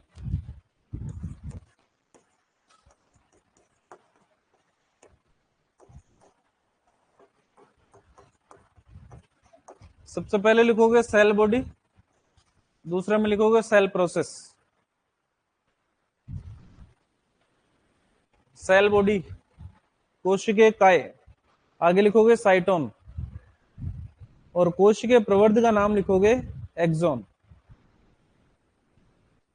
सेल बॉडी आगे लिखो साइटोन, सेल बॉडी के आगे साइटोन,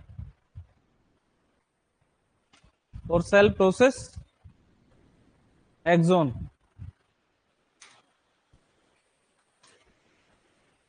सेल प्रोसेस एक्सॉन।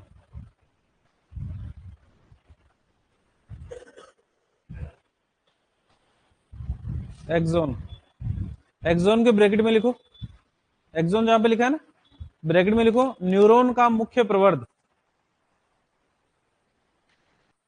न्यूरॉन का मुख्य प्रवर्ध,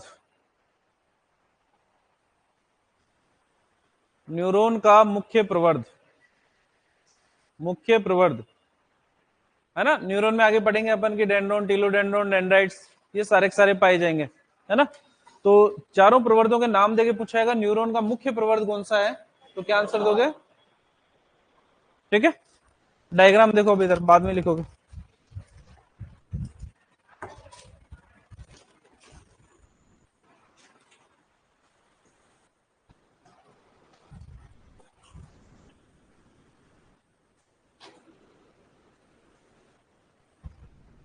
कुछ इस प्रकार की संरचना पाई जाती है। इस वाला जो पोर्शन है, जो ऊपर वाला पोर्शन है, इसको हम बोलते हैं साइटोन, और नीचे वाला जो पोर्शन है इसको बोलते हैं एक्सॉन। नीचे की तरफ प्रवर्ध जैसा दिख रहा है, इस वजह से अपन ने क्या नाम दिया? एक्सॉन नाम दिया। अब सुनो, साइटोन की अगर बात करते हैं तो साइटोन से प्रवर्ध निकलते हैं। ये प्रवर्ध निकल गया, ये निकल गया, इस प्रकार से, और इन प्रवर्धों के आगे और प्रवर्ध निकलते हैं छोटे छोटे।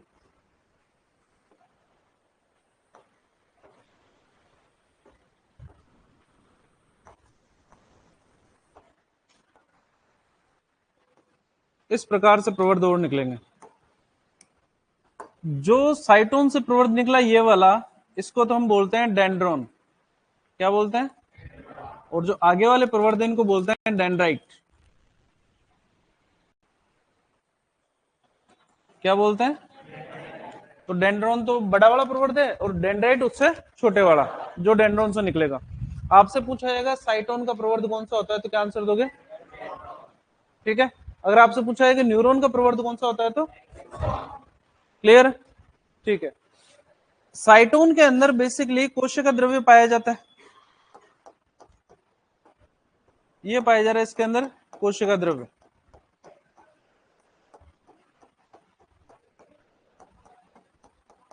ठीक है, इस कोशिका द्रव्य के अंदर सारे कोशिकांग पाए जाएंगे, सारे जितने अपन ने साइटोलॉजी के अंदर पढ़े हैं, सिर्फ तारक काय नहीं मिलेगा, ये अपन ने लिख लिया। साइटोन का जो कोशिका द्रव्य होता है, कोशिका द्रव्य, इस कोशिका द्रव्य को हम बोलते हैं न्यूरोप्लाज्म। क्या बोलते हैं? न्यूरोप्लाज्म। और जो ये कोशिका झिल्ली दिख रही है आपको यहां पर,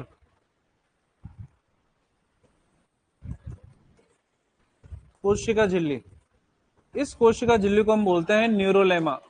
क्या बोलते हैं? न्यूरोलेमा। ठीक है, अगर इस न्यूरोप्लाज्म की अगर बात करते हैं तो न्यूरोप्लाज्म के अंदर छोटे छोटे कण पाए जाते हैं इस प्रकार के। ये कण है जो इस के अंदर फैले रहते हैं। जो ये कण आपको दिखाई दे रहे हैं, इन कण को हम बोलते हैं निसल ग्रेन्यूल्स। क्या बोलते हैं? निसल ग्रेन्यूल्स। इनको निसल काय बोलते हैं, साइंटिस्ट का नाम है निसल, निसल ग्रेन्यूल्स या निसल काय। ये बेसिकली प्रोटीन संश्लेषण का काम करेंगे और साथ ही साथ ऊर्जा उत्पादन का भी काम करेंगे उद्दीपन के समय। यानी कि एक तंत्रिका कोशिका से दूसरी तंत्रिका कोशिका के अंदर जो संवेग भेजेंगे, उस दौरान प्रोटीन संश्लेषण और ऊर्जा प्रदान करने का कार्य कौन करेंगे? निसल काय या निसल ग्रेन्यूल्स करेंगे। क्लियर? ठीक है, आगे सुनो। आगे अगर बात करते हैं तो ये वाला पोर्शन देखो, ये वाला पोर्शन वो है जहां पर साइटोन खत्म हो रहा है और एक्सोन शुरू हो रहा है। इसको हम बोलते हैं हिलोक पॉइंट। क्या बोलते हैं?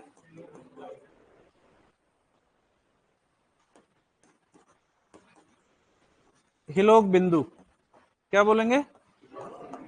तो हिलोक बिंदु वो बिंदु होगा जहां पर एक्सोन और साइटोन आपस में आकर मिलते हैं, एक ही होगा। क्लियर? ठीक है, एक्सोन जो होता है, इस एक्सोन के ऊपर एक आवरण पाया जाता है इस प्रकार का, इस प्रकार से आवरण मिलेगा। आप देखो ये कंटिन्यूशन के अंदर नहीं है, बीच बीच के अंदर गैप मिल रहा है, इसके अंदर थोड़ा सा दब गया। ठीक है, ये जो आवरण पाया जा रहा है, इस आवरण को हम बोलते हैं माइलिन शीथ। क्या बोलते हैं?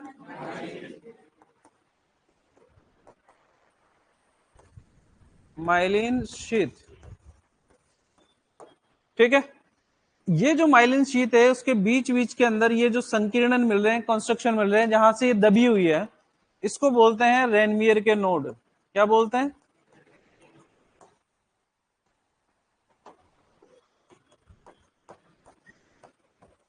Node of Ranvier. क्या बोलेंगे? Node of Ranvier. ठीक है, तो जहां पर से दबे हुए हैं उसको रेनवियर के नोड बोला अपन ने, और बाकी जो आवरण है वो किसका है? माइलिन शीथ का। और ये माइलिन शीथ भी किसकी बनी होती है? फास्फोलिपिड की। किसकी बनी होती है? ठीक है, अगर बात करते हैं यहीं पर इस न्यूरोलेमा की केंद्रक झिल्ली की, अंदर से तो यहां पर पूरा साइटोप्लाज्म आ रहा है, लेकिन एक्चुअली में ये आती इधर की तरफ से, ऊपर के माइलिन शीथ के ऊपर से, इस प्रकार से। और इसके बीच बीच के अंदर यहां पर केंद्रक मिलेगा आपको। क्या मिलेगा? यहां पर, यहां पर ये है बेसिकली केंद्रक, न्यूक्लियस पाया जाएगा। अब देखो यहां पर माइलिन शीथ है यहां पर नीचे की तरफ, तो फिर बीच में क्या है? केंद्रक, और केंद्रक के ऊपर न्यूरोलेमा। क्या है? न्यूरोलेमा। इसको संयुक्त रूप से ये वाला जो पोर्शन है, इसको हम बोलते हैं स्वान कोशिका। क्या बोलते हैं? तो माइलिन शीथ की अगर बात करते हैं तो माइलिन शीथ केंद्रक युक्त न्यूरोलेमा से ढकी रहती है, जिसको हम क्या बोलते हैं? स्वान कोशिका बोलेंगे। क्या बोलेंगे? स्वान कोशिका। नीचे की तरफ देखो, इधर जो एक्सोन है, वो एक्सोन हमारा दो भागों में डिवाइड हो जाएगा इस प्रकार से, और यहां पर एक बल्ब जैसी संरचना पाई जाएगी। इसको बोलेंगे टीलोडेंड्रोन। क्या बोलेंगे? और इस टीलोडेंड्रोन से जस्ट आगे की तरफ, मतलब यहां पर अगर बात करें तो यहां पर जो जुड़ा रहेगा वो जुड़ा रहेगा दूसरी तंत्रिका कोशिका के डेंड्राइट। क्या जुड़ेंगे? ये वाला, ये एक्सोन हो गया, इससे डेंड्रोन निकले, और डेंड्रोन के बाद के अंदर यहां से क्या निकला? डेंड्राइट। ये डेंड्राइट किससे जुड़े रहेंगे?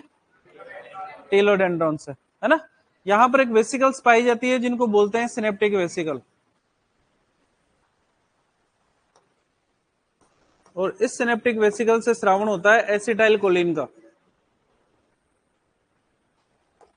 क्या नाम है? Acetyl choline. और ये एसिटाइल कोलिन बेसिकली न्यूरोट्रांसमीटर के रूप में काम करता है। किसके रूप में? न्यूरोट्रांसमीटर, यानी कि जो संवेदनाएं हैं उन संवेदनाओं को एक न्यूरॉन से दूसरे न्यूरॉन तक पहुंचाने के अंदर सहायता कौन करेगा? Acetyl choline. और इसीलिए एसिटाइल कोलिन को क्या बोलते हैं? न्यूरोट्रांसमीटर। ठीक है, अब होता क्या है वो सुनो। ये तो हो गई संरचना की बातें अपनी।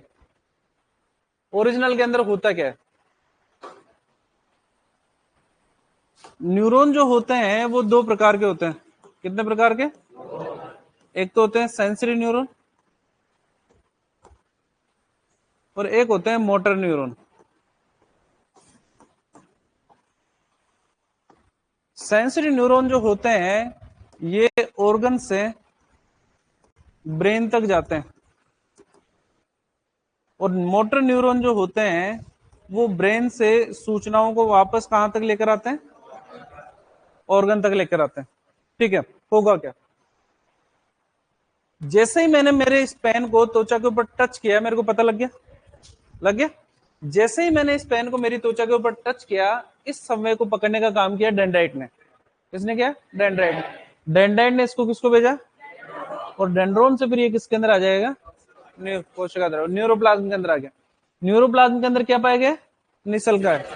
निसलगाय यहाँ पर ऊर्जा का उत्पादन करेंगे, साथ में प्रोटीन संश्लेषण करेंगे, जिससे कि ये जो संवेग है, ये जो टच वाली जो सेंसेशन है, ये आगे की तरफ प्रोसेस हो। आगे की तरफ से फिर ये कहां पर जाएंगे? किलोक बिंदु पे, जहां पर एक्सोन और साइटोन मिलेंगे, और वहां से इस एक्सोन के द्वारा कहां पर पहुंचेंगे? टीलोडेंड्रोन के ऊपर।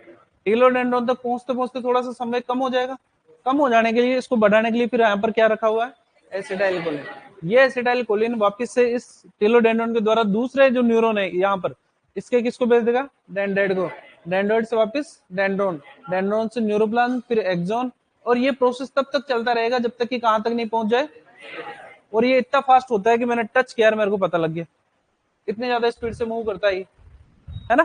तो ये सारी की सारी संवेदनाएं जो किसी ऑर्गन से लेकर अगर ब्रेन तक लेकर जा रहा है, यहां तक, तो यहां तक लेके जाने वाले न्यूरॉन्स को अपन क्या बोलेंगे? Sensory neuron. सेंसरी न्यूरॉन यानी कि सेंस को ग्रहण करने वाले। ठीक है, जैसे आंखें सेंस को ग्रहण करती है, तो लाइट को ब्रेन तक लेकर कौन जाने का कार्य कौन करेंगे? Sensory neuron. नाक में स्मेल है, सिनेडेरियन मेम्ब्रेन पाई जाती है, वहां पर आपको सेंसरी न्यूरॉन होंगे जो ब्रेन तक लेकर जाएंगे। नॉर्मली टच किया मैंने, ब्रेन ने एनालिसिस किया उसको, भाई भैया क्या बात है, ब्रेन ने कहा कि नहीं कोई बात नहीं रे, ये तो ऐसे करता रहता है ना, तो कोई बात नहीं, ब्रेन ने कोई ऑर्डर नहीं दिया। लेकिन ऐसे यार दोस्ती के अंदर कोई आया और आते पिन चुबा दी, पिन चुबाते हाथ पीछे की तरफ हो गया। ठीक है, तो पिन चुभा, सेंसरी न्यूरॉन उसको ब्रेन तक लेके गए, ब्रेन ने प्रोसेसिंग किया, और प्रोसेसिंग के बाद में मोटर न्यूरॉन के द्वारा वापस से मसल्स के अंदर लेकर आया, और मसल्स को कहा कि भैया हाथ हटा ले वरना नुकसान हो जाएगा। ठीक है, ये वाला काम जो वापस से ब्रेन ऑर्डर को लेकर आया है कहां तक? ऑर्गन तक, ये काम कौन करते हैं? मोटर न्यूरॉन करते हैं। जैसे अपन ब्लड वेसल्स की बात करते हैं तो धमनी और शिरा, हृदय से अंगों तक रक्त को लेकर जाने का कार्य करती है धमनियां, और अनॉक्सीकृत रक्त को वापस हृदय तक लेकर आने के लिए शिराएं हैं। ठीक है, तो वैसे ही यहाँ पर अंगों से ब्रेन तक लेकर जाने के लिए सेंसरी न्यूरॉन है, और ब्रेन से वापस ऑर्डर को लेकर आने के लिए मोटर न्यूरॉन है हमारे पास। क्लियर है? दिक्कत यहां तक? वापिस से संरचना समझो। हम कह रहे हैं कि न्यूरॉन के दो भाग होते हैं, सेल बॉडी और सेल प्रोसेस। ऊपर वाला जो पोर्शन है इसको बोलते हैं सेल बॉडी, जिसका नाम क्या है? और मुख्य जो प्रवर्त पाया जा रहा है वो कौन सा है? सबसे पहले बात करते हैं साइटोन। साइटोन के अंदर जो कोशिका द्रव्य पाया जाता है इसको क्या बोलते हैं? और जो कोशिका झिल्ली, न्यूरोलेमा के अंदर और कोशिका द्रव्य के अंदर छोटे छोटे कण पाए जाते हैं, जिनको क्या बोलते हैं, ये निश्चल का प्रोटीन संश्लेषण और ऊर्जा उत्पादन का कार्य करेंगे।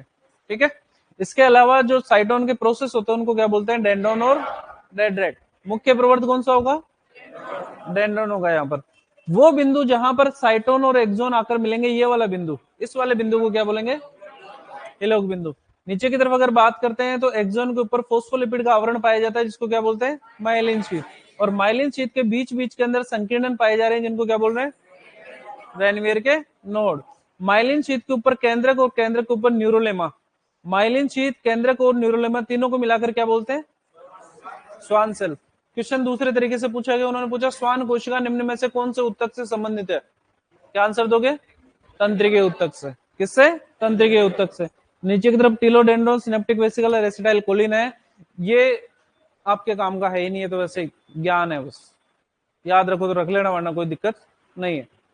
फिर से कह रहा हूं, तंत्रिका तंत्र तुम्हारे कोर्स में नहीं है, लेकिन तंत्रिका ऊतक तुम्हारे कोर्स के अंदर है। क्लियर है, ठीक है। किसको समझ में नहीं आई ये बात, आपका लेवल सिर्फ साइटोन एक्सोन तक ही, इससे ज्यादा नहीं। इसमें केंद्र के, अगर केंद्रक ज्यादा होते तो हम लिख देते ना, क्या केंद्रक थोड़ी बनाई है, तो कोशिका द्रव्य बनाया था। और ये सिनेप्टिक वेसिकल्स कहां पे, अच्छा यहाँ पर क्या, ये इस एक्सोन के अंदर पाई जाने वाली संरचना है, डेली उसके लिए नहीं है। ठीक है, पहले डायग्राम बनाओ, फिर थ्योरी लिखेंगे अपन इसके।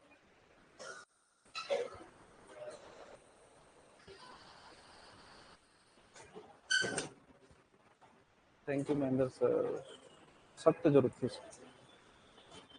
बिना बोले।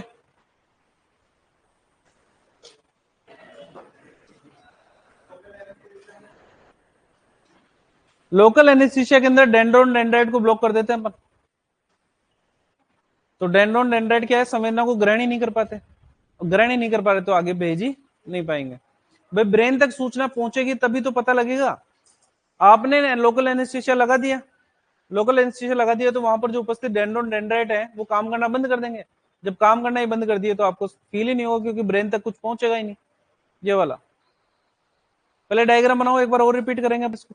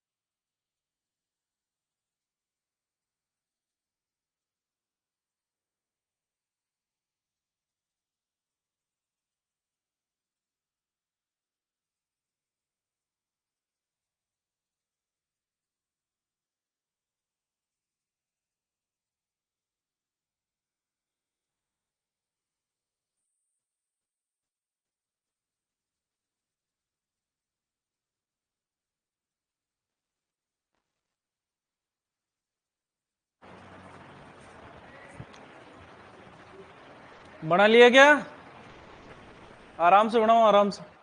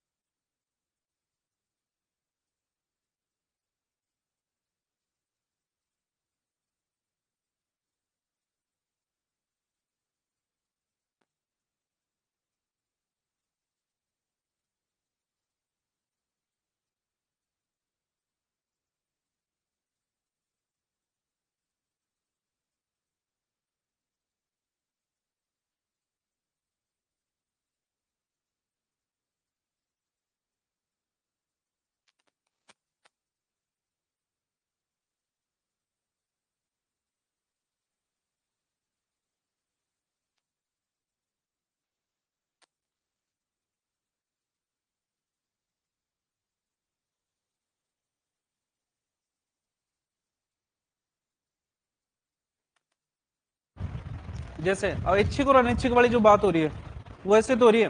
केंद्रीय तंत्रिका तंत्र जो संवेदनाएं होती हैं वो बेसिकली ऐच्छिक होती हैं, आपकी इच्छा से काम करता है क्योंकि सीएनएस आपको कंट्रोल करने का काम कर रहा है। लेकिन उसके अलावा अगर बात करें परानुकंपी और अनुकंपी, जैसे कि बाइक के अंदर ब्रेक लगाना, आपको ब्रेन सोचता थोड़ी कि ब्रेक लगाना है, बस कोई साधन अचानक से आ गया, आपने अचानक ही ब्रेक लगा दिया।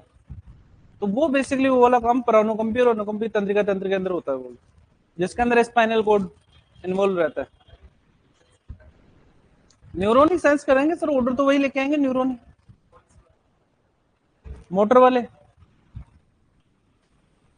मोटर वाले लेके आएंगे भाई। एक तो यहाँ पर कि हाथ लगा हुआ है और फिर मेरा दिमाग प्रोसेसिंग करे फिर हाथ को हटाए। एक कि आपको पता है कि कुछ गलत हुआ, आपने ब्रेन ने प्रोसेस नहीं किया, उससे पहले तो हट गया हाथ, गर्म तवे के ऊपर हाथ रख लिया, अचानक से ही दूर हो गया, सोचा थोड़ी दिमाग ने उसके अंदर। तो जहां पर सोचने की आवश्यकता नहीं पड़ती वहां पर परानुकंपी और अनुकंपी तंत्रिका तंत्र काम करता है। जहां पर सोचने की आवश्यकता, प्रोसेसिंग की आवश्यकता पड़ेगी, वहां पर केंद्रीय तंत्रिका तंत्र कार्य करता है ना। जैसे जनरल एनेस्थीसिया जब देते हैं ना अपन, तो जनरल एनेस्थीसिया के अंदर अपन बेसिकली सीएनएस को डिप्रेस करते हैं, केंद्रीय तंत्रिका तंत्र को डिप्रेस करते हैं। लेकिन जनरल एनेस्थीसिया देने के बाद में भी कई बार मसल्स के अंदर अचानक से कॉन्ट्रेक्शन हो जाते हैं, कारण क्योंकि परानुकंपी तंत्रिका तंत्र भी तो है उसके अंदर, इस वजह से। वापिस से सुनो, न्यूरॉन की अगर बात करते हैं तो न्यूरॉन के दो भाग होते हैं, सेल बॉडी साइटोन और सेल प्रोसेस एक्सॉन। न्यूरॉन का मुख्य प्रवर्त कौन सा होता है? एक्सॉन। साइटोन की अगर बात करते हैं तो साइटोन का जो कोशिका द्रव्य होता है उस कोशिका द्रव्य को हम कहते हैं न्यूरोप्लाज्म। क्या बोलेंगे? न्यूरोप्लाज्म। और इसके अंदर जो कण पाए जाते हैं उनको बोलते हैं निसलकाय। ये निसलकाय प्रोटीन संश्लेषण और ऊर्जा उत्पादन का काम करेंगे उद्दीपन के समय। इसके अलावा अगर बात करते हैं कोशिका झिल्ली की, तो कोशिका झिल्ली को क्या बोलते हैं? न्यूरोलेमा। साइटोन के जो प्रवर्त होते हैं, मुख्य प्रवर्त है डेंड्रोन, और डेंड्रोन के आगे डेंड्राइट। ठीक है, जहां पर साइटोन और एक्सोन आकर मिलते हैं उसको क्या बोलते हैं, किलोग बिंदु। नीचे की तरफ एक्सोन की अगर बात करते हैं तो एक्सोन के ऊपर फोस्फोलिपिड का आवरण पाया जाता है जिसको क्या बोलते हैं, माइलिन शीथ। क्या बोलते हैं, माइलिन शीथ। और ये माइलिन शीथ के बीच बीच के अंदर संकीर्णन पाए जाते हैं जिनको बोलते हैं रेनवियर के नोड, नोड ऑफ रेनवियर बोलते हैं। ठीक है, और इसके ऊपर ये माइलिन शीथ केंद्रिक युक्त न्यूरोलेमा से ढकी रहती है जिसको क्या बोलते हैं, स्वान कोशिका। स्वान कोशिका नाम दे दिया अपन ने, बाकी अपने आप में कोशिका नहीं है, क्योंकि कोशिका तो क्या है, न्यूरॉन है। तो कोशिका के अंदर होता क्या है, कोशिका द्रव्य केंद्रक। तो यहाँ पर अगर देखें तो कोशिका द्रव्य मिल गया, यहाँ पर नीचे की तरफ न्यूरोप्लाज्म आ गया, एक केंद्रक आ गया, और ऊपर की तरफ कोशिका झिल्ली भी आ गई, न्यूरोलेमा भी आ गई। इसलिए इसको एक कोशिका नाम दे दिया है, कोशिका है नहीं है। नीचे की तरफ अगर बात करते हैं तो एक्सोन दो भागों में डेंड्रोन, टेलोडेंड्रोन में डिवाइड होगा, और यहीं पर सिनेप्टिक वेसिकल और दूसरे जो न्यूरॉन होगा उसके डेंड्रोन और डेंड्राइट होंगे जो वापस से उद्दीपन को ग्रहण करेंगे और आगे की तरफ भेजने का कार्य करेंगे। आपका जो लेवल है वो 2 क्वेश्चनों तक सीमित हो जाता है। तंत्रिका, तंत्र की संरचनात्मक और क्रियात्मक इकाई क्या होती है, न्यूरॉन, पहली बात। और दूसरी बात, न्यूरॉन में कौन सा कोशिकांग एब्सेंट होता है, कारक है। मुझे नहीं लगता कि एक्सोन साइटोन कोई करेगा आपसे, लेकिन फिर भी अपन ने सारी संरचना बताई है, बुक्स में क्वेश्चन दे रखे हैं तो याद रखोगे रखोगे। तंत्रिका तंत्र हमारे कोर्स में नहीं है, लेकिन क्रेनियल नर्व जो होती हैं और स्पाइनल नर्व जो होती है उनके बारे में क्वेश्चन पूछे गए हैं कि संख्या में कितनी होती है। तो संख्या में अगर आप आगे बात करेंगे अपन क्रेनियल नर्व की अगर बात करेंगे तो 12 जोड़ी होती है, और स्पाइनल नर्व की अलग से बात करेंगे, फिर उसके अंदर सबसे बड़ी, सबसे छोटी, सबसे लंबी की भी बात करेंगे, है ना। तो ये वाले क्वेश्चन तंत्रिका तंत्र के अंदर से पूछे जाते हैं, अपन यहीं पे कर लेंगे बात उनकी। बाकी अलग से तंत्रिका तंत्र या केंद्रीय तंत्रिका तंत्र अपन पढ़ेंगे नहीं। क्यों, क्योंकि हमारे कोर्स में क्लियर है। चलो डिटेल करेंगे कल।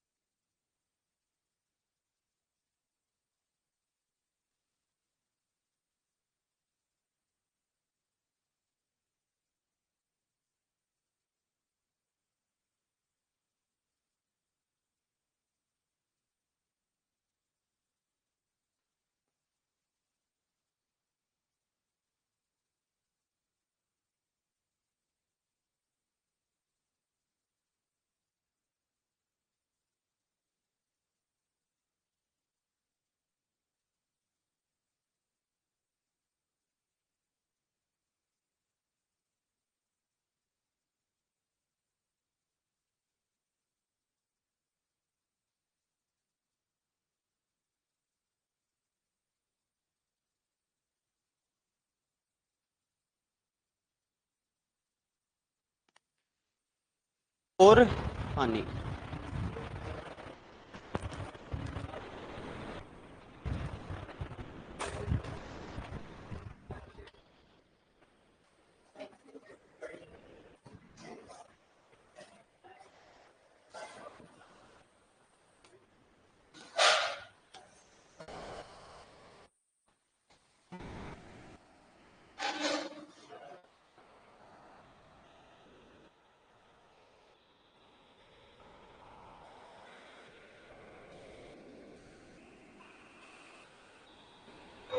कर दिया।